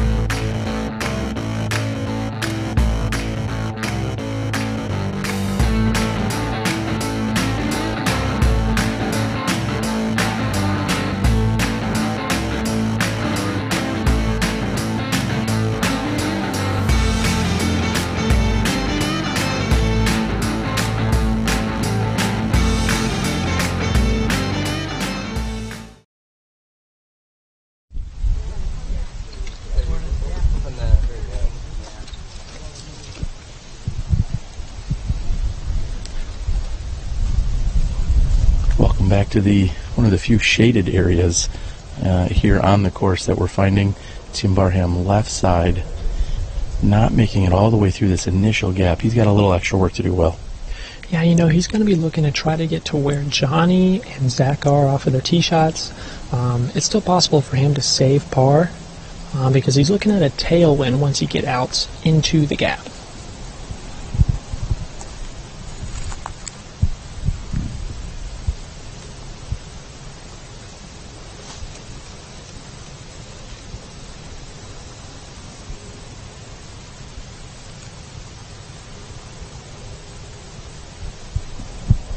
Flick shot out and around and putting himself into the opening. We're going to stick with the group as we're going to move down this fairway to where we find Johnny and Zach's tee shots. Well, we talked about FEMA being out here. We talked about the hurricane cleanup efforts. There's a lot of local support that has helped make this course, this property, and this event possible. Elaborate on some of those people. You know, to be honest, it's going to be really hard to name people without missing out on anybody. I do want to give a quick shout out. I see Dr. Charlie riding around here a lot. He was a really big part in organizing these events, posting on their Facebook group a lot, trying to get people to come out here. And you know, as we've noted several times, FEMA has been out here for about 4 weeks. There was over 100 trees down, as you saw back there on the fairway. On the sides of the fairway, I should say, from where Tim was, there were some really large trees. So the cleanup out here has been huge. Huge shout out to the Jacksonville locals for making this place look amazing for this event.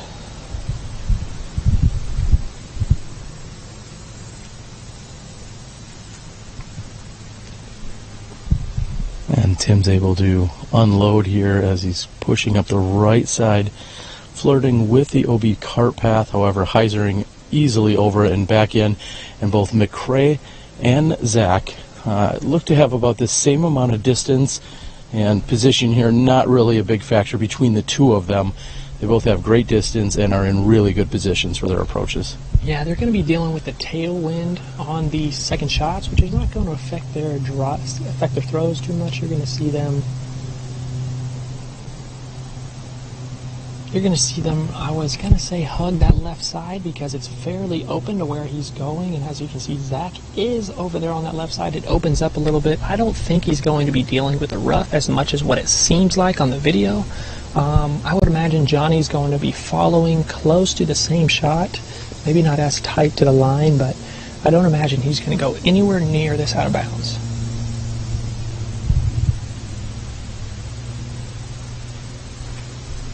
As some might say, if you're going to miss anywhere, you'd much rather miss left than right, but Johnny McRae not missing at all and throwing a perfect shot. We're going to move up and listen to a word from our sponsors while doing so.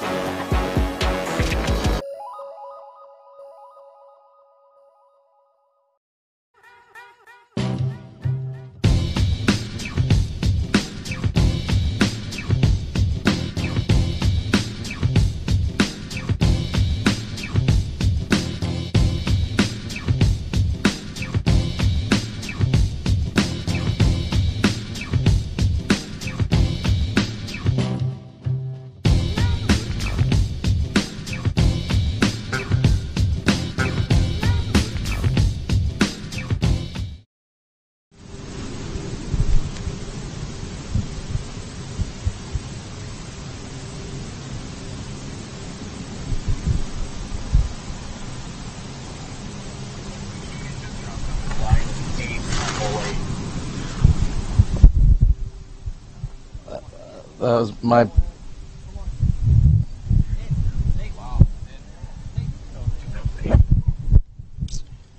Yeah, it looks that Tim left it out a little bit wide, snuck it in just barely.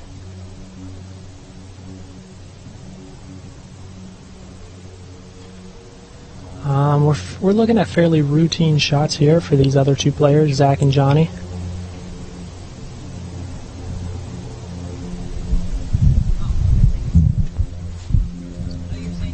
Tim, I apologize. I don't know if you heard it, but I apologize. Yeah, I heard it. I'm sorry. I know it happens, though. I still appreciate you being up.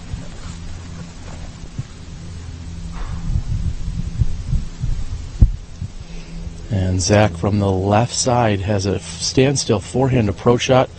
A moment ago, when Tim had thrown his shot, my phone, which is in communications with everyone back in the production studio, had actually somehow gone from mute to speakerphone and in fact distracted Tim. I take full blame for that, and I apologize to him a moment ago. A weird and rare occurrence, as Johnny McRae, though, throws up right next to the pin. And I got to admit, Will, as we moved down the fairway, I did not see where Tim's shot went. I know that he heard the distraction coming from my phone. Where did his shot end up?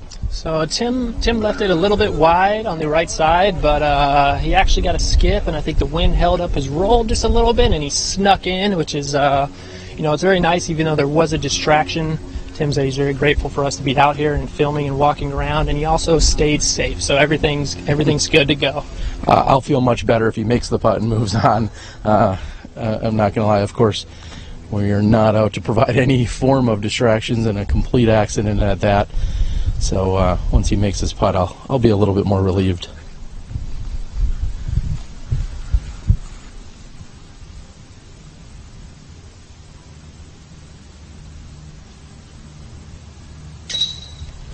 And no problems for McRae. Tim, in fact, inbounds. He's going to be able to bring that in the 1 full meter. Looking at approximately 22 feet at most.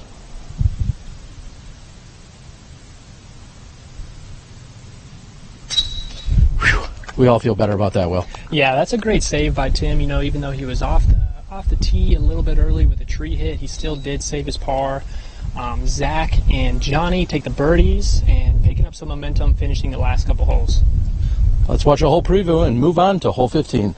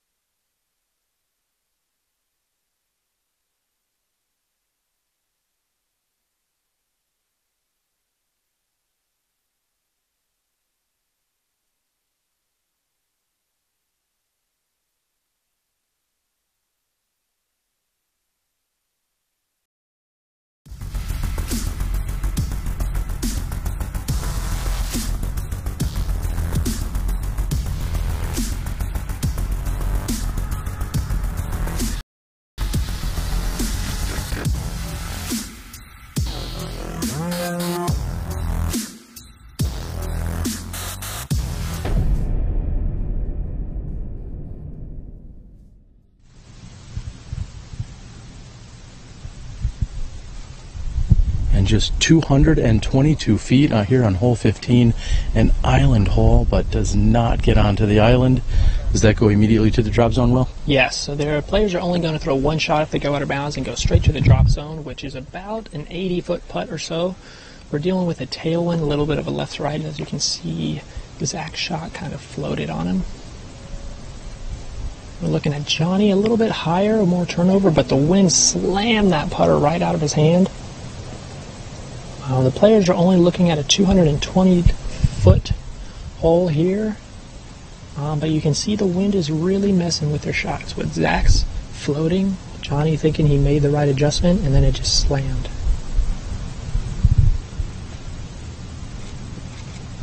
And Tim can pick up some strokes on the rest of the card if this gets into the hole or on the green, and it looks like it's done just that. We're going to walk along with our competitors here as they're just going to move over to the drop zone. 222 feet, very, very, well, of course, reachable, but also not that challenging of a shot. Yeah, we just came off of 3 tough holes in a row to where you could easily have gone out of bounds a couple times, coming off that par 5 and then getting to this island hole that's only 222 feet. It does throw you a little bit for a loop because we haven't thrown this short of a shot, I think, all around. And so we're still going to look at the players with a long jump putt, just a really short approach.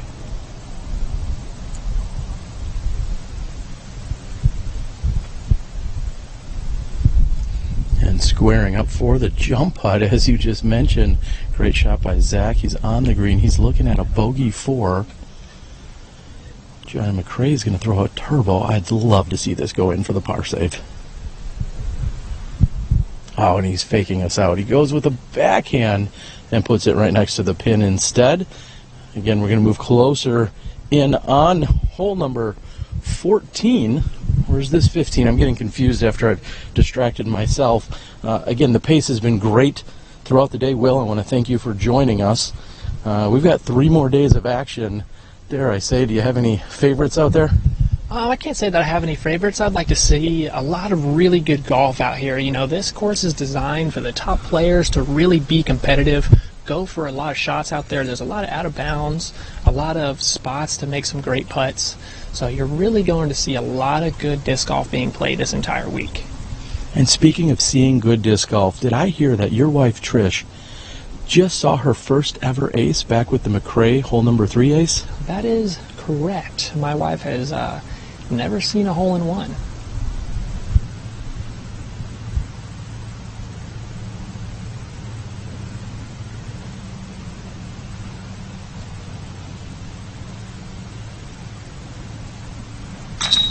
And what a putt by Tim Barham. He's going to pick up 2 strokes on the field. Will, I'm not going to say you have failed her by not acing thus far in your shared memories together, but great for her to witness it here along on the Pro Tour.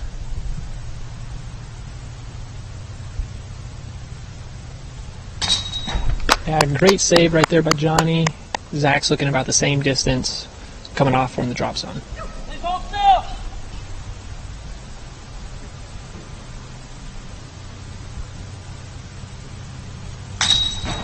And Zach getting a courtesy hold there from McRae, asking the rest of the carts that are following along to hold still. We're moving on to the next hole after a hole preview right here from Jacksonville, Florida.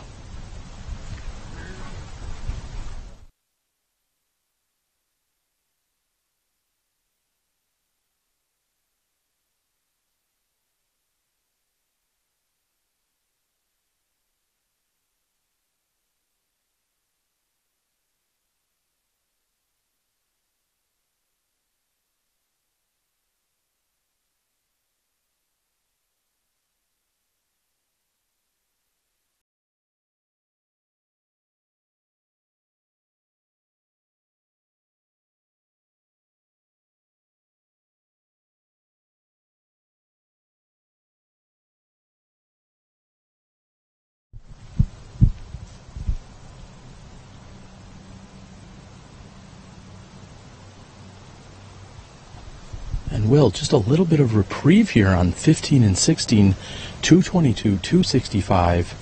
That's only 487-ish combined. Yeah, these two holes back-to-back are holes that you would love to birdie, but also they're very difficult. As you can see on 16, it's a really tight gap. As you can see, Zach kind of flirt through with the right side, still putting with a little bit of a longer look. The wind isn't going to affect the shots too much here. Johnny's going with the disc that he aced with.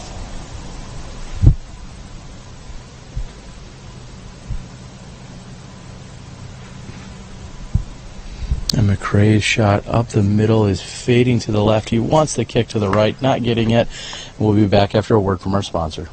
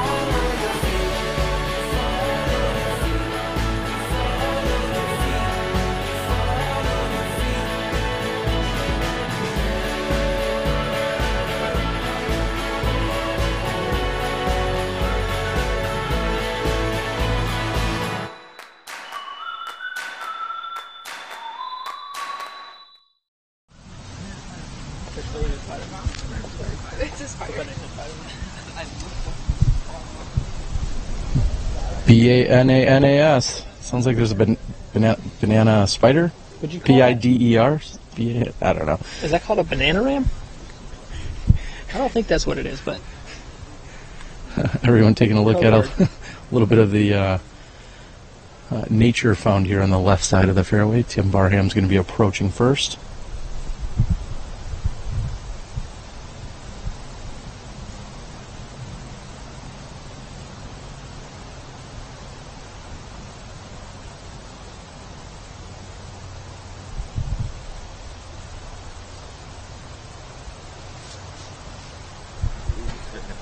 And a professional sneeze hold on this right-hand side of the fairway.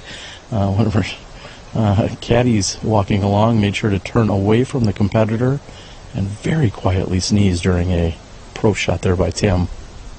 Yeah, we're looking at Zach's looking at about a 70-foot putt, not dealing with too much wind here. This might be one that he's really trying to run at. So he gets it up. Oh! Wow, what a birdie from downtown for Zach Johnson. And just as he was launching that up, I was about to launch udisclive.com, see where the scores are at. And Zach Johnson will push to -1. He seems to be in a comfortable position right now. John Perry and Dana Vici are both +1. Here's a turbo putt by McRae.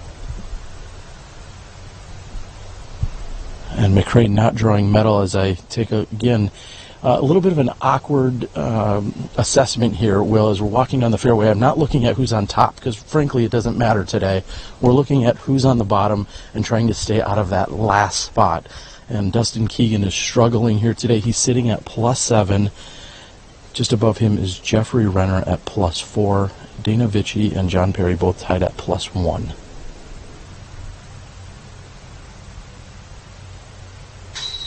And we'll have just 2 to play as Tim Barham is about to tap out. Tim sitting at 4 under par. That's where he will remain. He's in comfortable position. He's going to be playing tomorrow, and we'll be back with you in just a moment. We've got 17 and 18 to play.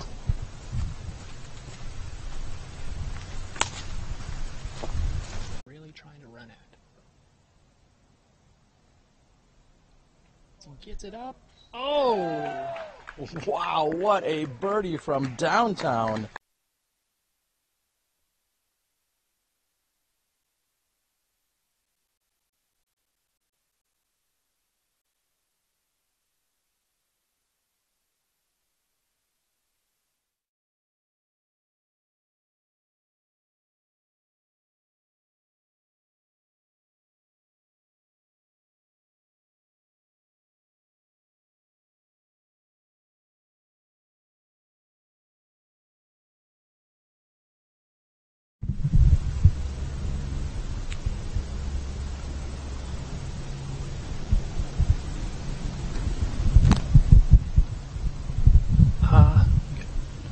Looks like Zach's taking a really tight approach, a perfect shot on the par 3, hole 17, 495 feet. This hole shoots pretty far to the left, but you can see these guardian trees right off the tee pad. You're going to see a lot of players throw it extremely high off the tee, trying to reach the basket. There is an out-of-bounds long and an out-of-bounds short as well, so it is a risky hole to go for. But it's also one of those holes that you can play the angle the right way and get your disc to glide over there to give yourself a putt.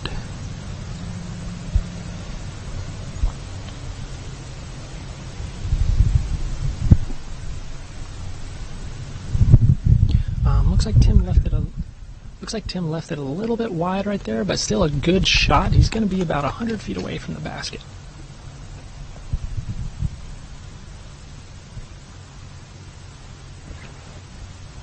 And McRae taking the shortcut. Is that the way you need to drive to the pin? Yeah, that's going to be a really good looking shot from Johnny. He got it a little tight, but once again, you can see him make an adjustment from the previous 2 throws. It's heating up out here. We're moving on 17. Disc golf is in the air.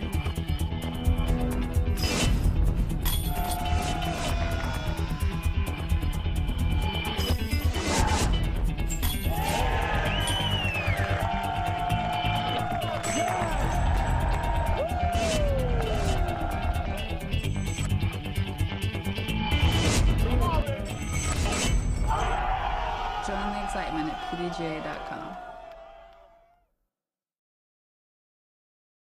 G'day, my name's Chris.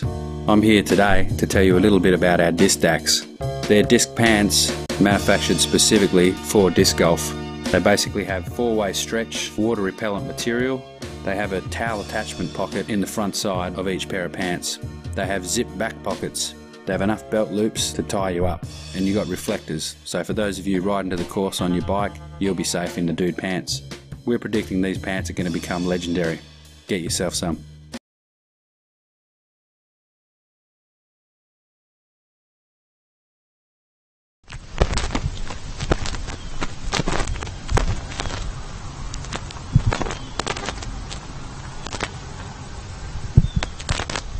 Tim Barham throwing his approach shot here on 17. I've got to ask, I know we're in Florida. Was Double G out here in like a big pickup truck just mudding out here? What was going on? Yeah, you know, this whole course was underwater 3 to 4 inches. As you can see, the bugs flying around. There's a lot of divots from the golf carts or the cars that came in to help clean up. Unfortunately, this one got a little bit more affected than usual, but it looks just fantastic out here. Zach has a long look at birdie. He's about 40 feet from the pin and just off the top of the basket. Will, thus far, these baskets have caught just about everything thrown at them. Why couldn't he catch one off the band? You know, we haven't designed a basket too far to grab once to, you know, add a hand to the top of the band and drop that thing in the basket. And McRae's about the same distance, although he took the shortcut. Looks like he's lining up from just inside 40 feet. Also, again, that top band grabber would have helped him. Yeah, and it's tough playing the wind going into these little holes on the side of the hills and where the trees are, because the wind either does or does not affect it. It's really hard to tell, especially from about 38 feet away. We're going to see 3 pars here, presumably, once Johnny McRae waits for Tim Barham to get over to his lie. But I think we're going to be looking at 3 pars. I'm going to go ahead and say it right now. We're also looking at 3 guys moving on to tomorrow's round, all ahead of the ahead of the cut, so to speak. And Johnny McRae is going to tap in. We're moving on to our 18th hole of the round. We'll be back in a moment.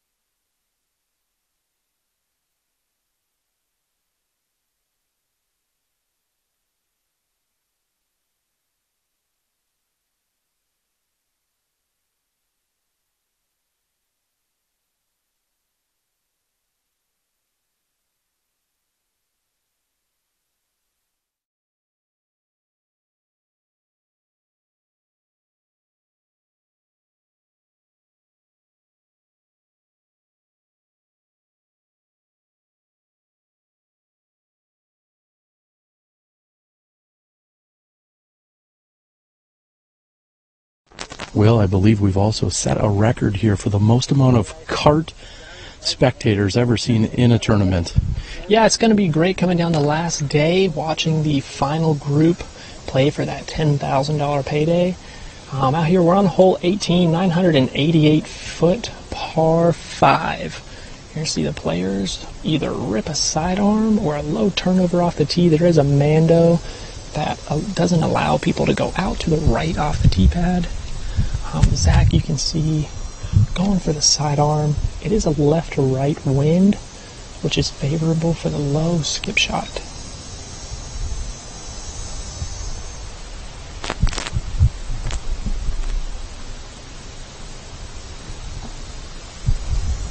You can see Zach hits the gap perfectly, just gets a little bit caught up with the limb, but it's still a good spot to be right there. He's going to be looking at about another sidearm going into the gap.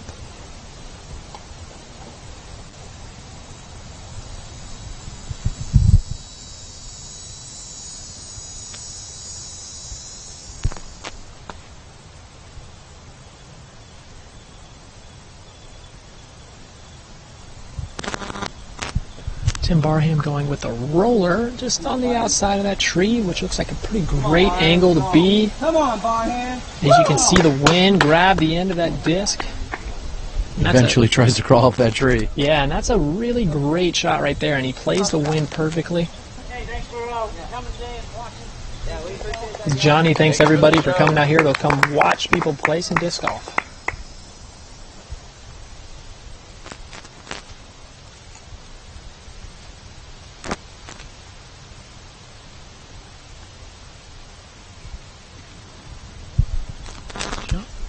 Johnny looks to be a really hard turnover out of his hand, which I think that was a good tree kick. He would have been right at the Mando tree. And we're moving on through 18.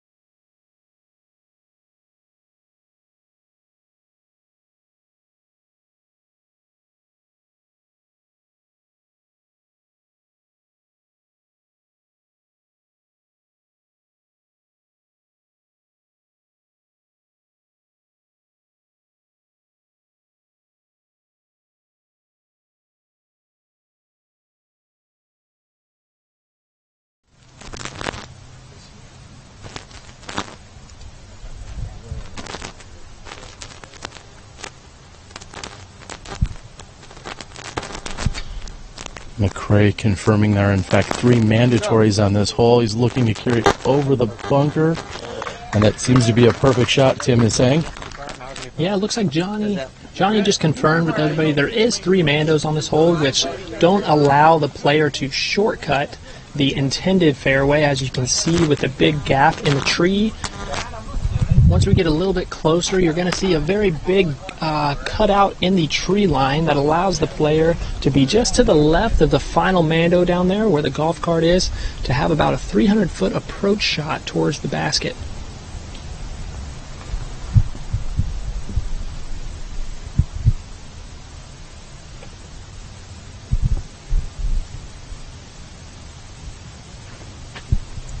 And going after the flag found on the golf green, we see Zach Johnson carrying toward the next mandatory. As you can see, Zach, this is a favorable hole to rip his sidearm as he gets a low, slight anhyzer out of his hand. He's in a perfect position to get up and down. Zach's really feeling it right now. He was struggling on the front 9, but came back really strong to be able to get into the next day.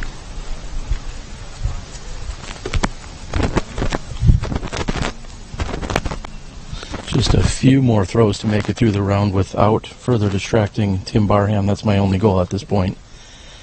Tim comfortably into tomorrow's round, however.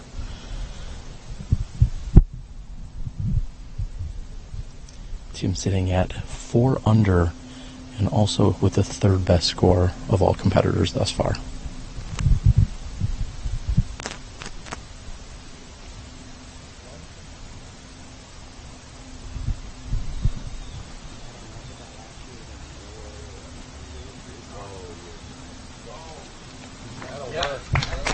As you can see, Tim is really trying to stay away from that mando with his sidearm, trying to keep it really wide, getting a skip back into the middle of the fairway. He should have a clean look towards the basket. We're going to stand down for a moment and listen to a word from our sponsor as we move down 18.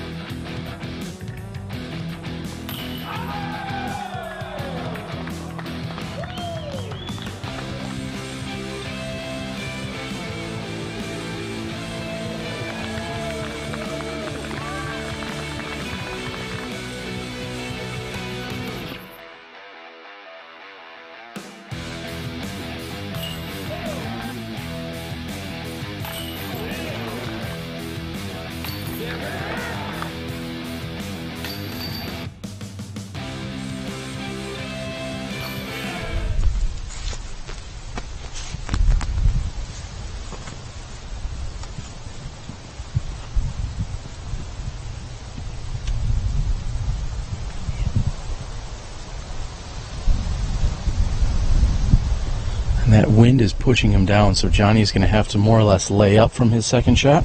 Yep, and Johnny's going to be looking at a pretty routine up and down to get the par. You can see Zach and Tim's sidearms right in the middle of the fairway, exactly where you want to be. And thanks to Dr. Charlie, I see that there's a 235-foot marker, one of the shorter tees out here on the hole. So if we do a little bit of math, we're guessing that Zach's about 180 feet from the pin. Actually, that is for the skills course, and it's what's on top of the first putting green. This one's 80 feet farther than where this is. All right, I'll just shut up then. Pretty clear. And just a few feet further than that is going to be Tim Barham's approach shot. Again, these guys comfortably coming into the clubhouse. There's no threat of them not making it into tomorrow's round. That's got to be a good feeling to get started. Yeah, you know, a lot of players, they take a little bit of a risk coming here, but also it's a fantastic weather, a great place to kind of play the finale for the Pro Tour Championship.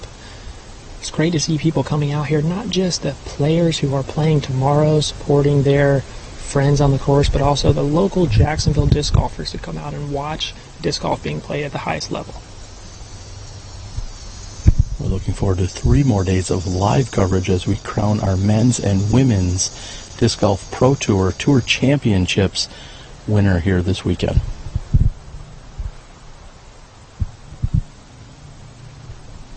Tim with a somewhat easier approach as he goes towards the basket. You can see that it dropped, even though it's a right to left wind. Looks like the crowd likes it up there towards the basket. We're going to just creep forward here to Johnny McCray as he'll be throwing his next shot.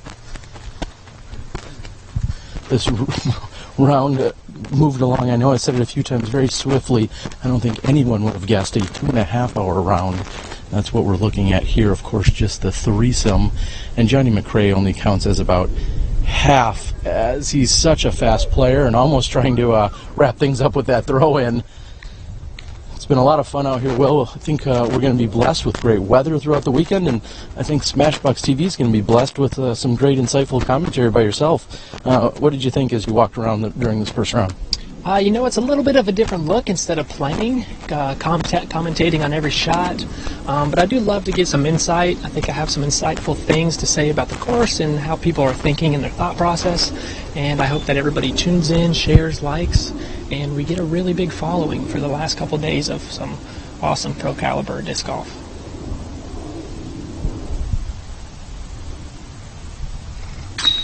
And Barham just squeaks it in, gives a big grin to the rest of the competitors here. You got that one just over the edge. The low 5 by Johnny McCray.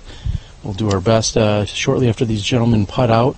We'll see if we can catch up with 1 or 2 of them, get a quick round recap, and then we'll see what we're going to do for continued coverage.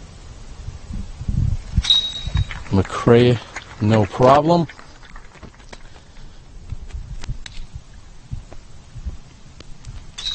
And Zachariah will tap in as well. Everybody with the congratulations. We know that they're going to be adding up their scorecards. And in the meantime, again, just a quick recap. We saw a little bit from various wind situations out here. We saw a little vegetation. We saw some banana spiders. Just about everything offered out here on the New World Complex. What a great place to play golf. And it's fantastic out here. They've done a great job cleaning up the course with the hurricane coming through. You can't tell that there's really been any amount of trees down on the course. So fantastic job once again to the Jacksonville locals. Hope you guys continue to tune in. The wind is going to be a big factor out here. I think that anybody has a chance to bring home this championship. Well, we saw great play again. All 3 of our competitors making it into tomorrow's round with ease. We're going to take a look at UDisc Live. We've seen that Dustin Keegan has been the player that's unfortunately just short of the cut line at the moment. It sounds like we're going to try and head back, see if we can get more action from back at the, as I'm getting a funny look from Steve Dodge. We're going to see if we can head back. We're going to see if we can catch some action from that card. How's that sound? You want to do more walking and talking? Can I just hand you the mic? I'm going to go take a nap. I can walk and talk. I think playing disc golf I do love, but I can also talk about it as well. All right. So we're going to listen to a word from our sponsors, and then we'll see where we're at. Stay tuned. You're watching live disc golf here at the Disc Golf Pro Tour Championships presented by Prodigy Discs.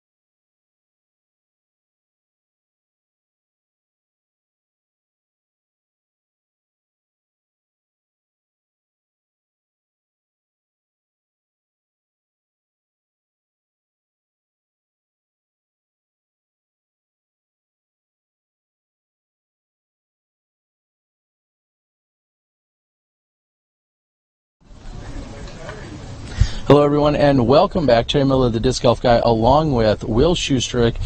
Will, we just got done seeing our three competitors. They're all going to push forward into tomorrow's round. There's one card on the course, and there's just one spot that's not going to make it tomorrow, and looks like there's a battle going on. Yeah, we're going to take a walk back there and follow them as they finish the last couple holes. As we saw Zach Johnson make a run over the last final 9 to secure his spot going into tomorrow, and we could see the same thing coming up. Yeah, we've got 4 competitors. It was the only foursome out there today. So although they started just a half hour behind our group, they're a few holes back further. So we're going to see where we can go catch up with them. We're going to continue to bring you the action right here during the opening day of the Pro Tour Championships presented by Prodigy Disc. Stay tuned. We'll be back in a few moments. Or 30 minutes.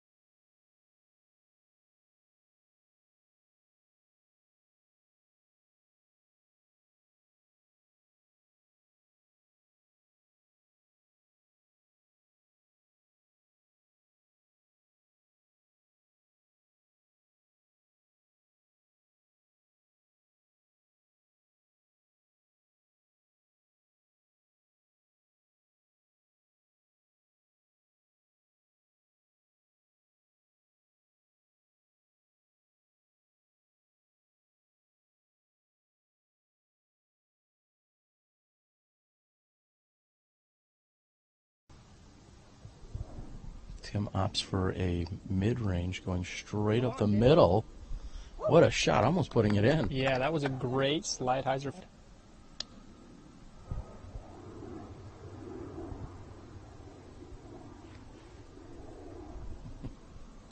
Yeah, you can see Johnny playing with the ceiling there, coming right at it. Oh!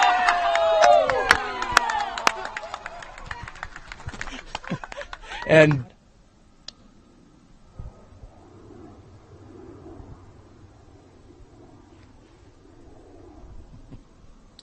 yeah, you can see Johnny playing with the ceiling there, coming right at it.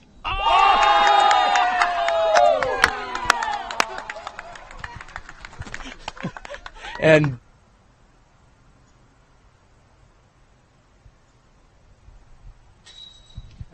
talk about focus, Will. Yeah, that's a great putt by Johnny. Johnny's a little bit of an uphill putt. He's got a slight wind at his back and into the heart of the chains. Yeah, that's a great way to play the hole from Tim. Gulf green flag that is blowing toward them.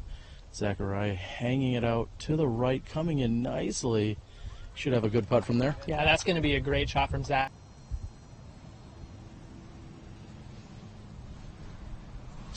Solid putt by McRae. He's dialed today. Yeah, we've watched Johnny make about 3 of those putts so far.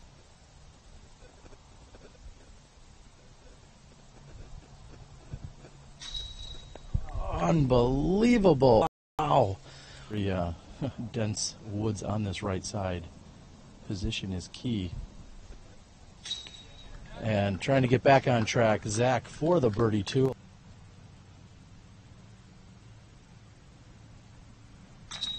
And what a putt by Tim Barham. He's going to pick up 2 strokes on the field. Really trying to run it. So he gets it up. Oh! Wow, what a birdie from downtown.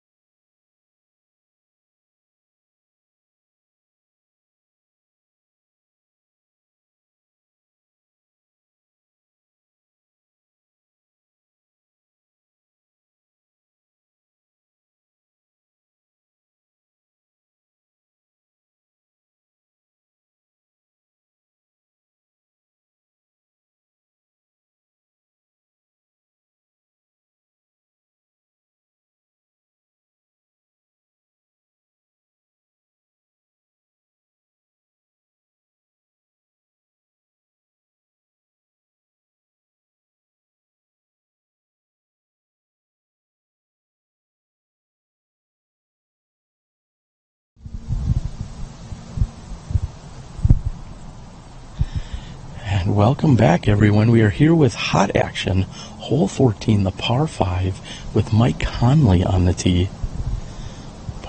Par 5, 1,009 footer.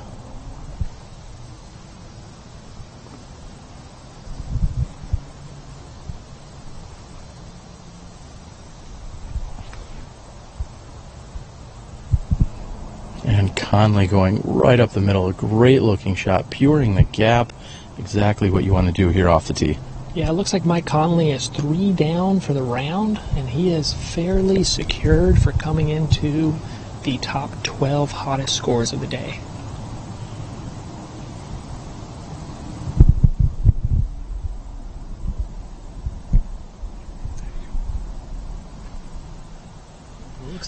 Looks like James Cole from Chattanooga, Tennessee, fillet as well. Devin Owens, the lefty, going for a sidearm.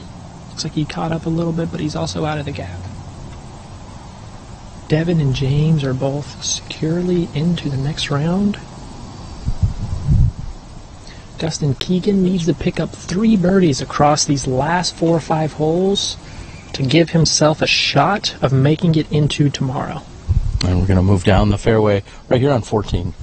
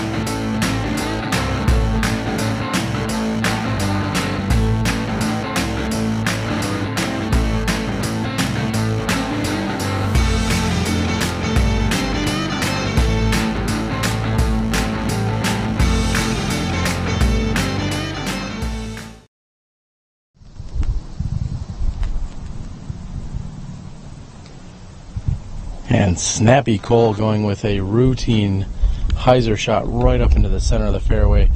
Textbook shot. Yeah, as you can see there, James kind of played his throwing style into his advantage by going mid-range off the tee just to make sure he made the gap. He didn't really push too far off the tee pad because his second shot, he can go for it a lot easier than most players can. So on his third shot coming up, he's going to be looking at a routine 300-foot approach. Devin Owens being the lefty. It's going to be interesting to see what he does here. There's not, as we saw earlier, there's not too much wind. Devin goes with the roller. That looks to be with a great angle. You're not going to see many rolls out here. For the lefty, that's going to be the play because the safe shot is on the left side of the fairway. Devin gives a slight shrug. I think he knows that he's in a very comfortable position. Anything, you would need an epic meltdown at this point from a few of our competitors that are scoring well thus far. Really, it comes down to, is Dustin Keegan going to be able to pick up a few strokes and possibly squeak back into that 12th spot that moves into tomorrow's round? The tiebreaker goes on cumulative tour points. So if he were to come in with the exact same score, and it was for the tie for 12th, it would go down to cumulative tour points. And in a moment, somebody can confirm with me whether that's going to be him or Jeffrey in that. I'm guessing it would be Dustin Keegan. As you can see, Keegan there, he's really stretching his shoulder. For a lot of you that don't know, Keegan has been dealing with an injury to his arm for the last several months. I'm not sure if it's been all year or not.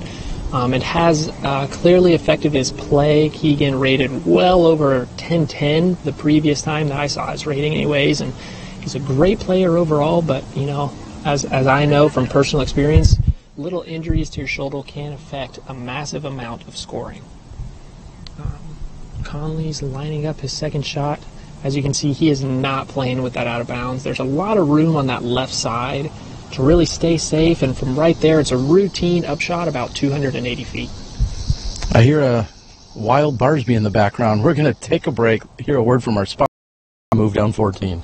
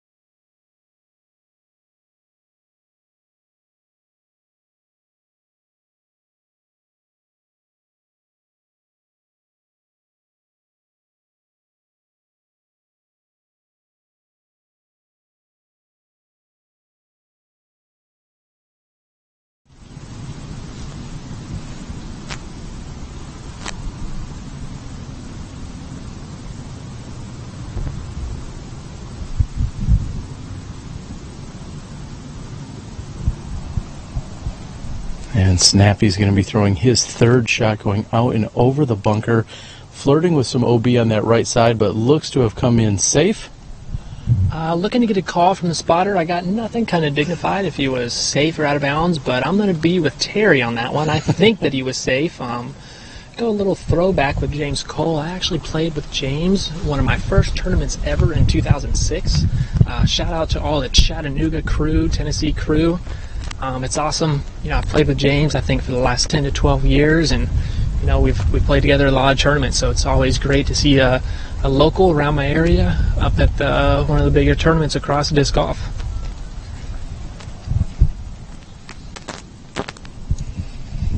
And Devin Owens is seeing his lie as his roller had pushed to this left side. Not exactly where you want to be. That, of course, being one of the dangers in trying to control that roller after more than 350 or 400 feet. As it ultimately flipped over, it looks like he's going to have a forehand from one knee. That seems within his range. Yeah, and one thing with the Florida, even though we're on the golf course, the rough is going to be rough. Exactly that. The trees are fairly thick. He has a little bit of a route on a low ceiling. I can kind of see a little bit of a route. He's only looking at a 280-foot shot. As you can see, he's already holding some type of sidearm approach. He's just trying to stay in bounds. There's no reason for Devin to really push too hard. Although he's probably getting in a lot of for these players, once they've kind of solidified themselves into the next round, they're probably going to get a little bit of practice because they're going to need it coming down for the next couple days. And Devin was getting a clarification from the rest of his group. Anytime you might be near an OB or have somewhat of an awkward stance or possibly an obstructed stance, it could be really good practice to have the rest of your group look at it, confirm, so they can see what you're doing, so there may not be any potential call for a foot fault or a violation of any kind. So really professional move there by Devin. He just wanted to make sure the group knew what he's working with so that he can take an appropriate lie and move forward. Yeah, and just like we were talking about earlier, Devin looks to be going with the sidearm. Might be going to a knee. Looks like he's just going to go for a crouched. Seems to have a little bit of a shot here. I would assume that if he didn't have any type of route, he would probably just pitch straight out. There's no reason for him to attack the basket too hard, but you know, with a gap like that and a way to get out, he just throws it a little too low on his approach. Dustin's looking about a routine 250-foot shot going with a sidearm.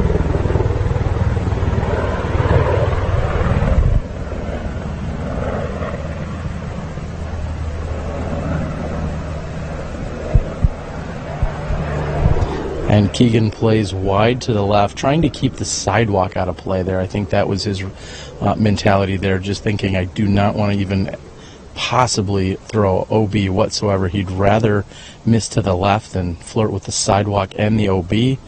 Throwing a right-handed forehand. It looks like he had a little grimace on his face again. I think he's in a lot of pain out here trying to battle through. Yeah, you know, it's great for Dustin to be out here and fighting through it. He's going to be looking at a putt from about 25 feet to get one of those birdies that he must get coming down the stretch. We're watching Conley throw his upshot. Fairly routine from 180, and once again, these players are looking for just a lot of practice at this point, especially from Conley. As you can see, he goes way past the basket outside the circle. I think that the wind carried that a little bit, but once again, he's not looking to push too hard. He's trying to get that muscle memory for the next couple rounds, and as long as he makes the adjustment tomorrow, I think that he'll be perfectly fine. I see Drew Gibson and Greg Barsby out here on a cart taking in the action. Of course, it's Barsby's cart, but it sounds as if Drew has taken it over. I think Drew's going to try and sell it to someone by the end of the round. And Devin Owens with a lefty jumper from a little more than 100 feet. And speaking of getting reps in, well, these guys are out here doing it. You and I are seeing the course just a little bit more and bringing everyone some more live action. 3 more days before we crown our winners on the women's and men's side. Let's hope we're blessed with this kind of weather throughout the weekend. And you know, as the Central Coast disc golf saying goes, let's watch some disc golf. As Terry and I are going to live for the next couple of days, we're going to talk some disc golf.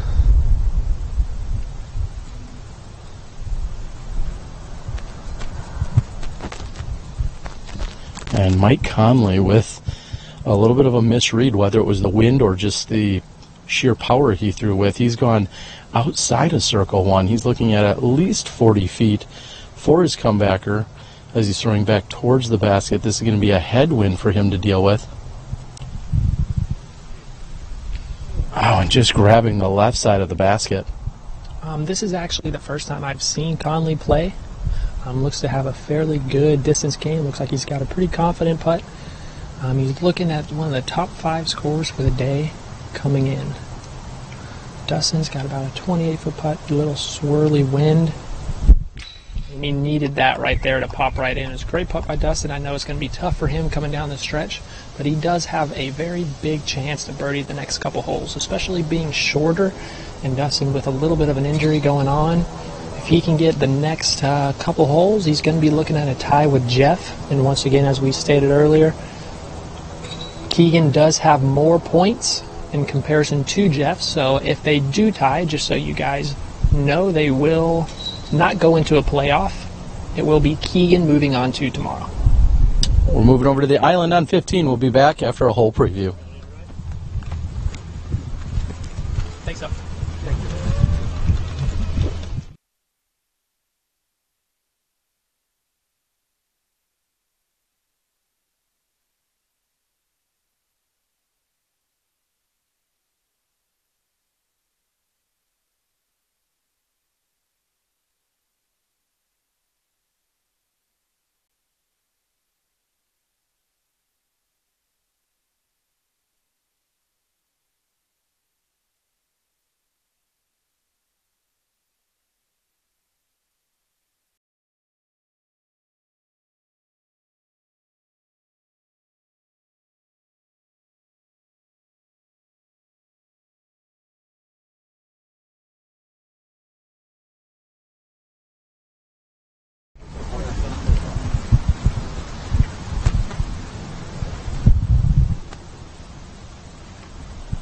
Again, back to the island hole, hole number 15, and Snappy easily makes it onto the green, dead straight shot.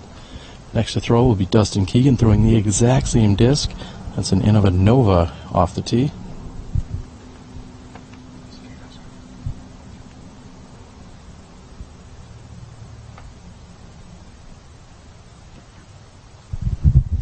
Looks like Keegan's following the exact same play right there. As you can see, once again, you want to follow your competitor, especially if you're throwing the exact same disc. Kind of gives you a really good read as we watch Conley, who is same thing, throwing a putter. Probably going for a little bit high. So keep it high and then just let it float right back down. That's pushing the left side. I think it looks like he's on the island. He should be in the back left corner of the island right there.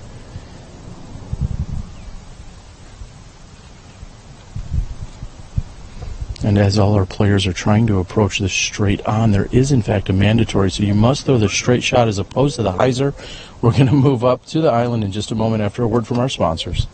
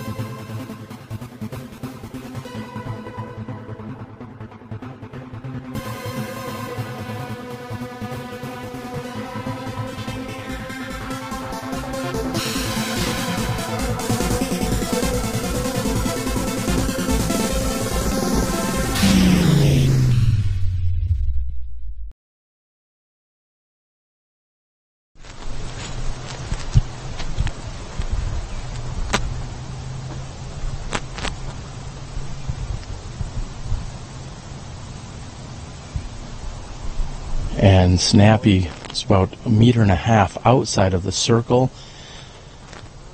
He's going to be next to the pin, walking away with a par here. Dustin Keegan, again, critical. He picks up every birdie he can. He's looking at about 24 feet from the pin.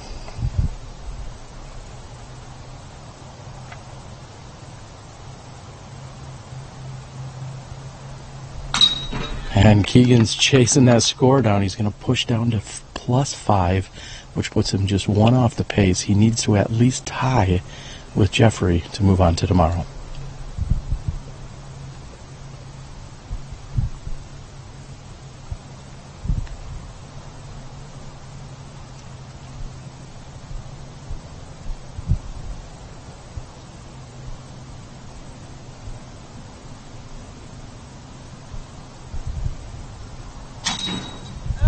Oh, and somehow flipping on its side and out on the right side is Conley's birdie putt.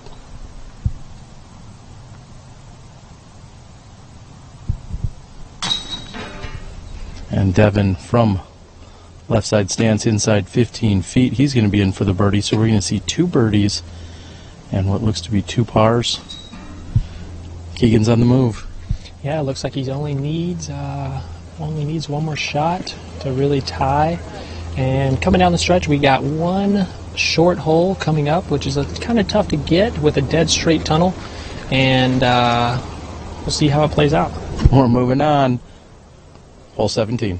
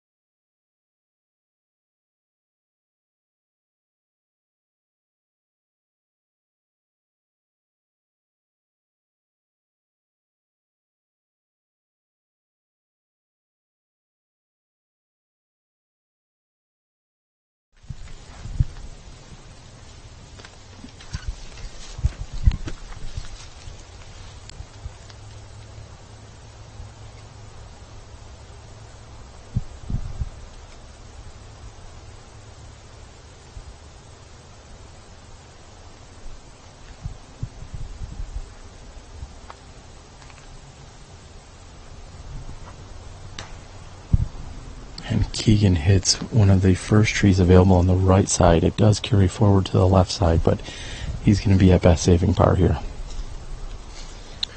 And next up is Devin.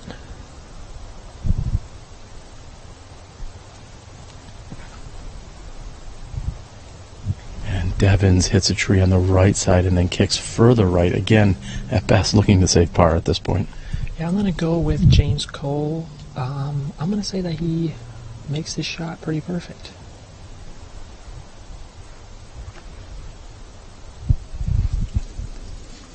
And you are exactly right. Laser line right up the middle. Conley to tee fourth.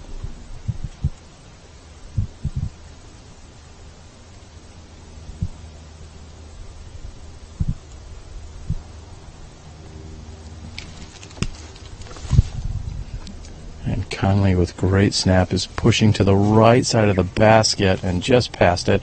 We're going to stay with everyone as we're going to move down the fairway very carefully. We know that Dustin will be first to throw from the left side.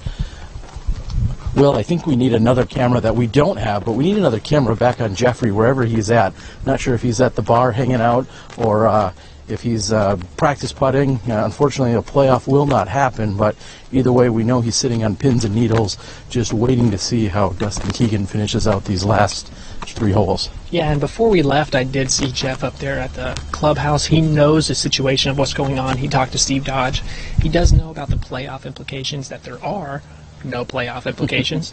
And if they are tied, the highest points from the Pro Tour Championship is going to continue to the next round.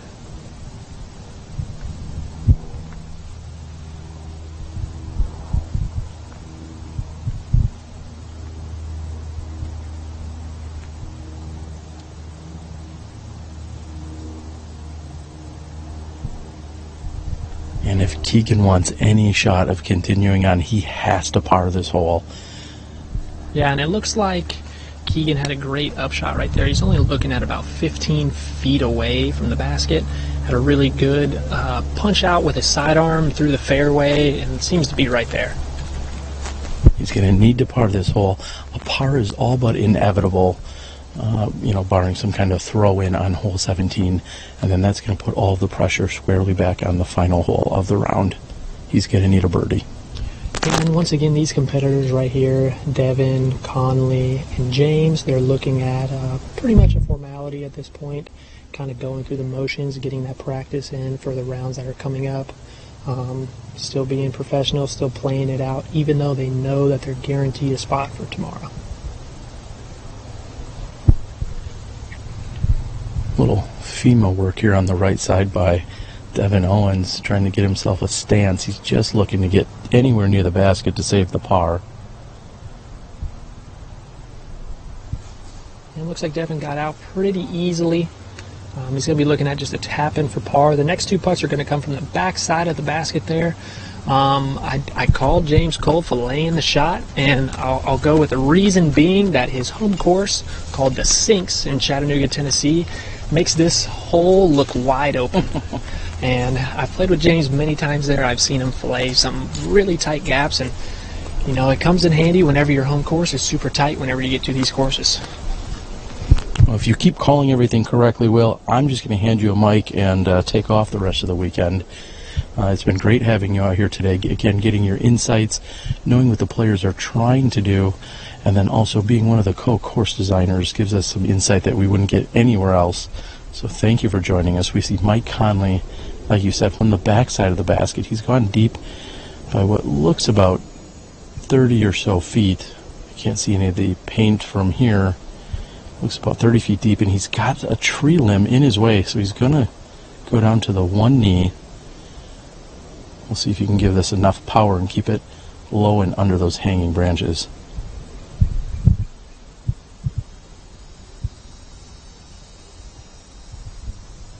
And he must have, in fact, been outside the circle. We saw him kind of lunge forward or let his momentum take him.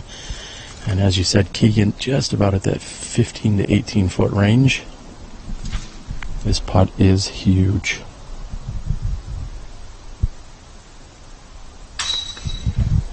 And a conversion from Dustin Keegan. Again, from what we saw during the previous group, it seems as if hole 17, short of a miraculous throw, 17 seems to be a relatively routine par 3 as Cole taps in for the birdie. So I think this is going to come down to hole 18, triple Mando, 900 feet. All the drama you could ask for on the first day. Yeah, and you know, with Dustin needing a birdie, I don't imagine that he's going to really push too hard on 17, especially with the way that his injury is right now. 17, although it is a gettable par 3 we saw from the previous group that we watched, Johnny and all of them had some great tee shots, and they were still slightly outside the circle. So I think that Dustin's going to play it fairly safe on the next hole, look for the par, and then attack on hole 18. And we're moving on to 17.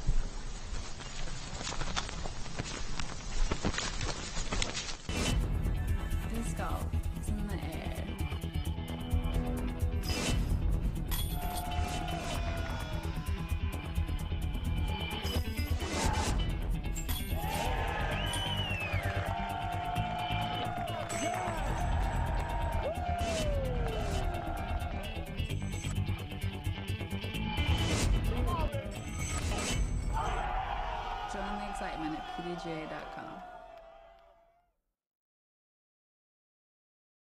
G'day, my name's Chris. I'm here today to tell you a little bit about our disc stacks. They're disc pants manufactured specifically for disc golf. They basically have 4-way stretch, water repellent material. They have a towel attachment pocket in the front side of each pair of pants. They have zip back pockets. They have enough belt loops to tie you up, and you got reflectors, so for those of you riding to the course on your bike, you'll be safe in the dude pants. We're predicting these pants are going to become legendary. As you can see, James Cole with a big shot right there. I don't think it was as high as he was looking for. The wind can also play a very big factor on this hole. If there's any amount of tailwind or left to right, it is almost impossible to get your disc all the way over there to the basket. Next up is going to be Devin. Looks like he's going to be going for the big turnover.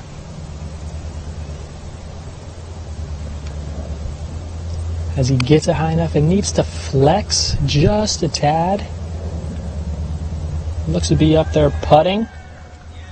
And of course, as I say, it's going to be really hard to get over there. Devin, the lefty, Devin, the dude, gets all the way up there to be putting.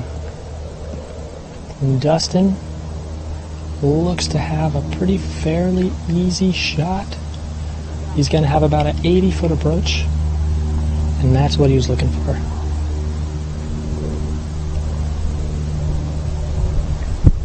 Conley, fourth to tee.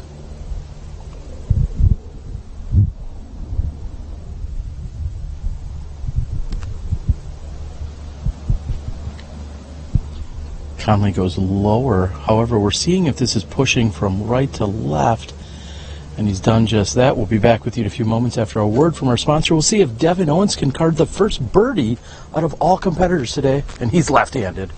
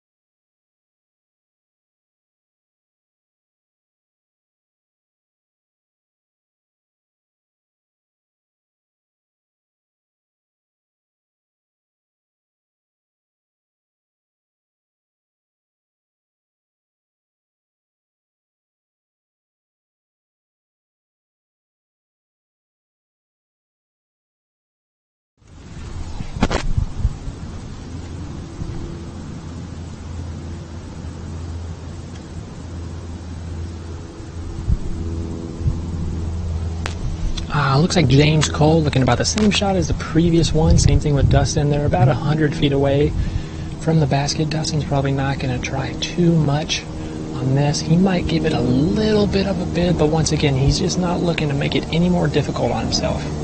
He's going for a little bit of a bid right there, but once again, just making it really easy. He's going to attack hole 18. I imagine that we're either going to see a roller or a really good Anheuser shot off the tee from Dustin coming up. Four-time women's world champion Katrina, I don't know where I was saying that as I was looking at your Prodigy logo. Paige Pierce on the bag for Dustin Keegan. Sorry for the misspeak. I will, however, real quickly touch on, we saw the Disc Golf Hall of Fame last weekend. Katrina Allen taking that down, Paige Pierce, however, just edging her out in the National Tour battle. We're watching the two of them go back and forth. I'm guessing they're going to provide some fireworks later on in the weekend. Yeah, it's going to be great to watch on the women's and the men's side. I got a chance to follow around at the U.S. Women's Disc Golf Championship, and let me just tell you that these ladies are serious when it comes to pro disc golf. Their putting skills were outrageous, and Nate Perkins and I, we just go back and forth throughout the entire week of the U.S. Women's, just talking about how great they are as competitors, as putters, playing their own game, and it was really awesome to watch. We've seen a late surge by Katrina Allen this year, not having the year she has had in the past, but now she is surging as the year has rolled on, trying to battle with Paige Pierce. Again, you said it, they're neck and neck, round after round, event after event, and we're very much expecting a great finals out of them throughout the weekend. Everyone's tapped in, And we're going to move on to the 18th and final hole. This is all about Dustin Keegan making it or not into tomorrow.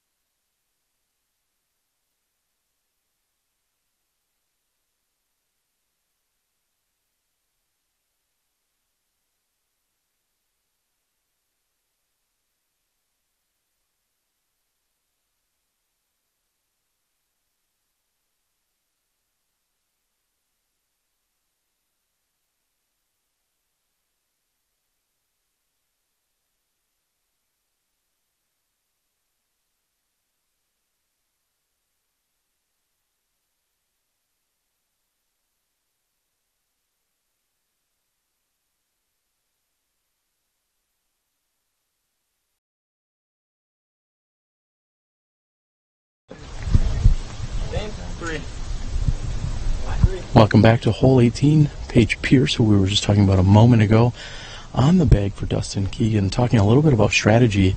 I've got to wonder, with Dustin's injury, did he even play a practice round out here? He may have foregone one.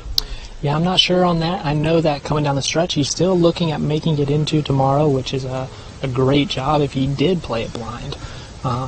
You know, we're looking at a left to right win, same thing as we did from the previous card, 988 feet from the tee to the basket, 3 Mandos. The Mandos come into play to keep you in the fairway.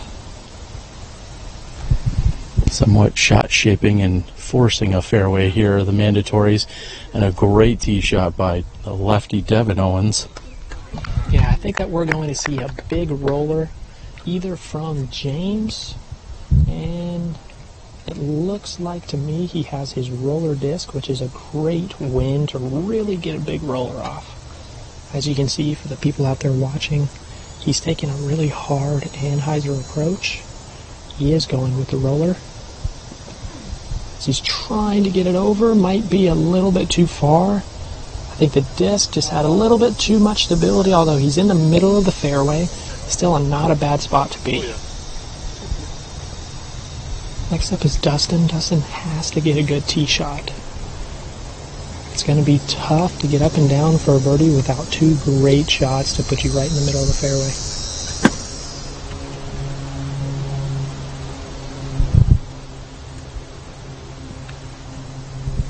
And you called it. You said he was going to go roller off the tee. He's done just that. It hits and it continues to cut roll to the left side, left center fairway. And Mike Conley doing his best to, well, unfortunately he pulled me. Did you call that a smash box? And Mike Conley going to open up his cart, and in doing so made kind of a loud noise, which distracted Dustin for just a moment, of course unintentionally. Conley going with a fantastic sidearm right there. That's the great spot to be in. We're going to walk down the fairway. We're moving on. This is 18, and here's a word from our sponsors.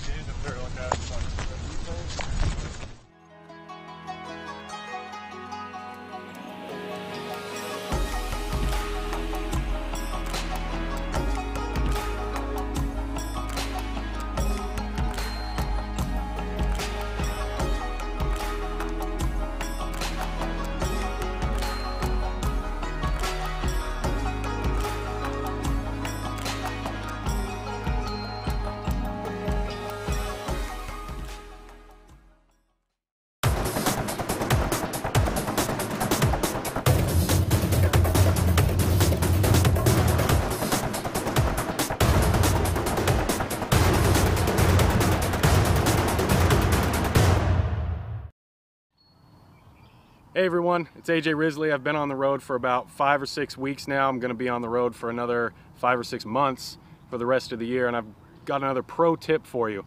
When you're playing as much golf as I do and as the rest of the touring pros do, you are on your feet for pretty much 5 or 6 days out of the week. So that means that your feet are going to be pretty tired. So what I like to do is I always have a nice pair of flip-flops in the trunk and usually an extra pair of socks to change into right when I get off the course, because I know my dogs are definitely barking.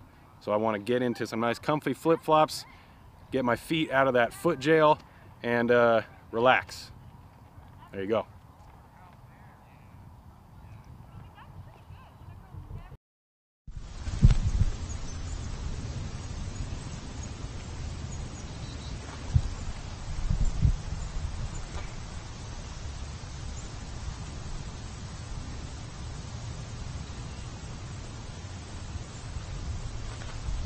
James Cole first to throw his approach shot. He's playing up to the area short of the next mandatory. Again, you mentioned the various mandatories here. That's really to shape and mold a fairway so players can take a shortcut and make this hole much shorter than intended. Yes, that is correct. And you know, with the golf course layout, we're looking at following down a golf fairway, but just making sure that the players don't shortcut it and go through the open route off of the tee and then continuing through the intended disc golf fairway to get up towards the basket.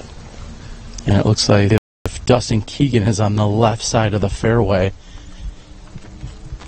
Nate Perkins is over here with some of the assist along with Paige Pierce.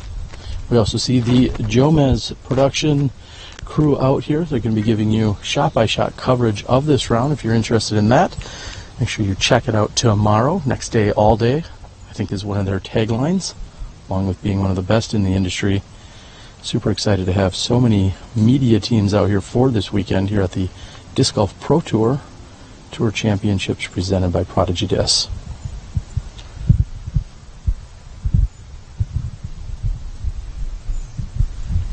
Dustin really needs to nail this shot. He's looking at a fairly straight approach. If he keeps his disc more on the left side, away from that Mando, he's going to have a fairly routine upshot.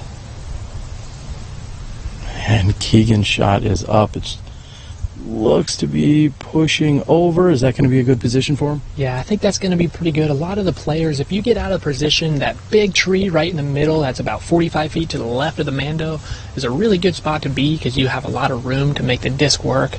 Although you're looking at 350-foot blind, slightly uphill, kind of slowly downhill towards the basket. Probably look at Dustin to throw about the same shot that he just did. As you can see right there, Conley, he throws the sidearm around that big tree, but he hits one on the backside. That's actually a perfect spot to be.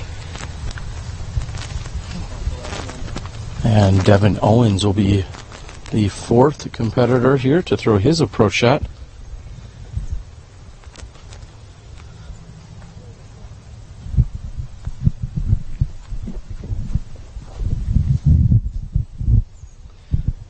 These competitors started at 12:30 Eastern time today, so it looks like they should be wrapping up within the next 15 minutes or less.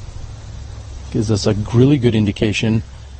Looking at 3-hour rounds, and that's fighting toward the mandatory, and he gets the red pickleball paddle indicator. Devin Owens cutting it just a bit short. Yeah, Devin looked to be really trying to cut that one towards the basket to make his upshot a little easier. And I'm going to go with the fact that he was trying to test it for the next couple rounds. He's not really looking to push hard. He has all but guaranteed his spot going into tomorrow. So going for that shot doesn't mean too much, except for the fact that in the next couple rounds he knows how to make adjustments. And such an interesting scenario as we move down this final fairway, the final group of the day, that a player is actually just looking for a tie. Rarely do you say, yeah, I'm just coming into the clubhouse and I'm just trying to get that tie for last place. I know it's a really weird way to say it, and it's not in any way meant as derogatory, but Dustin, who's been fighting here hard all day, along with his injury, he's got the tiebreaker via the points. And really, it all comes down to this shot. If he can put it next to the pin or put him within putting range, he may secure his position into tomorrow's round. Yeah, he's going to looking at a really tough shot, left to right with a swirling wind and a pretty tight green with out of bounds on the left. He's looking to probably get his shot fairly high just because he's dealing with a headwind. The last thing he would want to do is to be short on the front side of that green. So you're probably going to see him play with those limbs up high. It looks like he's going with a mid-range, which I would say is the right play for him. We can see the trees a little bit coming in right to left. We can see the basket right about where we're standing right now. Looks to be like 360 feet away or so over the golf green.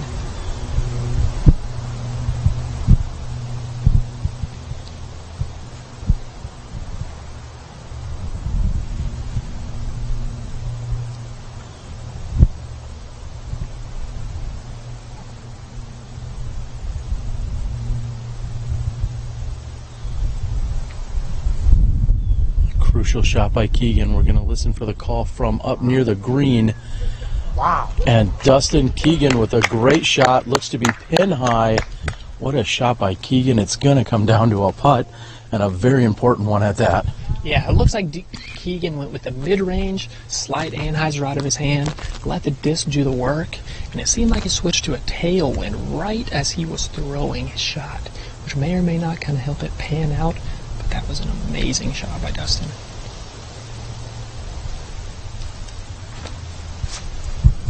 Snappy here, also with a mid-range. I believe that is. You would know his bag better than me, but I believe that is a mid-range. Snappy, of course, with a massive throw-in last year at the Disc Golf Pro Tour Championship over there at the Smuggler's Notch course. Looking to recreate some of that magic here this year. His dad on the bag. Mike Conley on this left side. He's pinched up against the trees. We'll see if he gets creative here. Yeah, Mike's looking... He's got a fairly easy look. Looks like he's going to try to cut it a little tight. He's got kind of a tight gap towards the basket. Once again, Mike Conley's already into next round, so he's just looking to get up and down, really get some confidence heading into tomorrow. As he goes with the mid-range, a little bit too low, but if he gets over that berm, he's going to be putting from there. An interesting fact, this green found here on this hole is not considered an OB, as they're moving down here on 18. Typically when you go to a disc golf course on a ball golf course, you find that the greens are OB and then penalized. In this case, they are not. Is that correct? That is correct. There is drop zones for sand traps and golf greens, as they are if you miss Mandos, as Devin Owens is playing from the drop zone right here.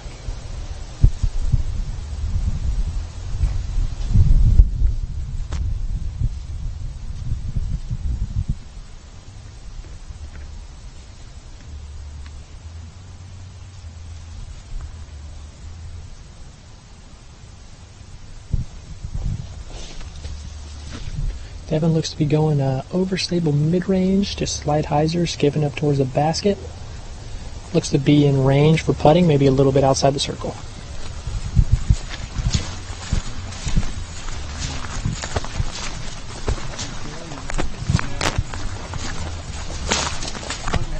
I also see John Perry has joined in on the gallery. You know, he's going to be playing tomorrow as well.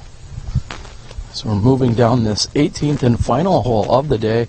I would like to again thank everyone for joining us, both Will Schustrick and myself, Terry Miller, the disc golf guy. It's been a great day of disc golf down here in Jacksonville, Florida, at the New World Disc Golf Complex. Looking forward to some sunshine, some warm weather, and some great golf over the next 3 days.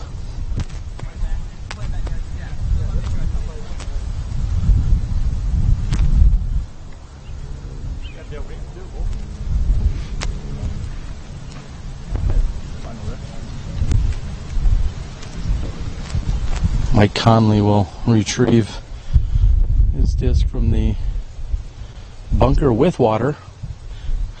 Multiple hazards all in one. There you go, and as we walk up, we see Dustin actually is about 15 feet away from the basket. That is his right mid-range.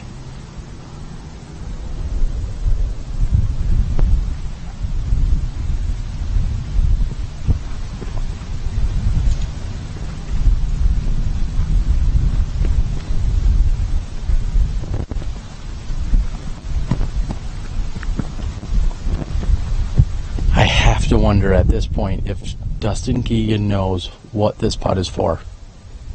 Yes, I've heard Paige and Dustin chatting just a little bit. That's one of the great things, having a multiple-time world champion as your caddy. Paige is going to let Dustin know the implications of each shot. That was a great putt by Devin Owens.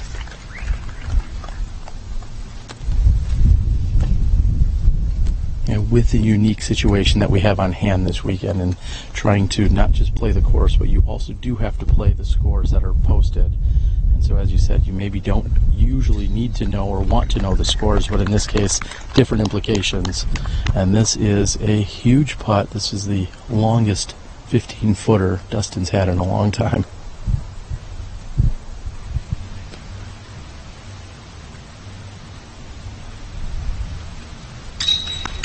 And never a doubt by Keegan. He may not have been sweating. I know I was just a little bit for him. You don't want to count anything until it's in, and that unfortunately is going to push him out, well, push one of his fellow competitors, I should say, out of the running for tomorrow. But Dustin Keegan elated. He may not even come out and play tomorrow. With his injury, he may just sit back. We're going to have to see. We'll check in with him a little later, but Dustin Keegan will move in, and that means he's going to win more money tomorrow whether he plays or not. So this definitely was a powerful round for him. I believe we're going to go ahead and call it. And it's been a great day out here. I'm not sure where we've got people running around everywhere. Oh, hey, there's our camera. But Will, I want to again thank you. Any parting shots as we let everyone go for the night and we welcome them back tomorrow? Yeah, I just want to ask everybody, as soon as we post those links online, grab them, share them, post them online. I love to really push that 5,000 person viewership if we can. People are out here. This is disc golf at the top professional level, probably the highest that this area has ever seen. And get some people out here watching. You see all the people out here on the carts. This is huge for disc golf. It's huge if we get people watching. So just post it online, share it, tag people, tag your mom, you know, people who don't get to watch disc golf a whole lot. Maybe your mom watches disc golf a whole lot. I'm not sure. I know your mom does. I know my mom is probably watching right now. That's awesome. Well, I want to thank both you and Prodigy as being presenting sponsors here of the Tour Championship as we wrap up our 10th and final event of the Disc Golf Pro Tour season. It's been a great day out here today. Thanks again for joining me. I'd like to thank Johnny V and Gary to the O back at the studios, along with Rick and Chad on the cameras. We're going to see you guys tomorrow. We're going to bring you the action starting at noon. We'll see you from the Disc Golf Pro Tour in Jacksonville, Florida.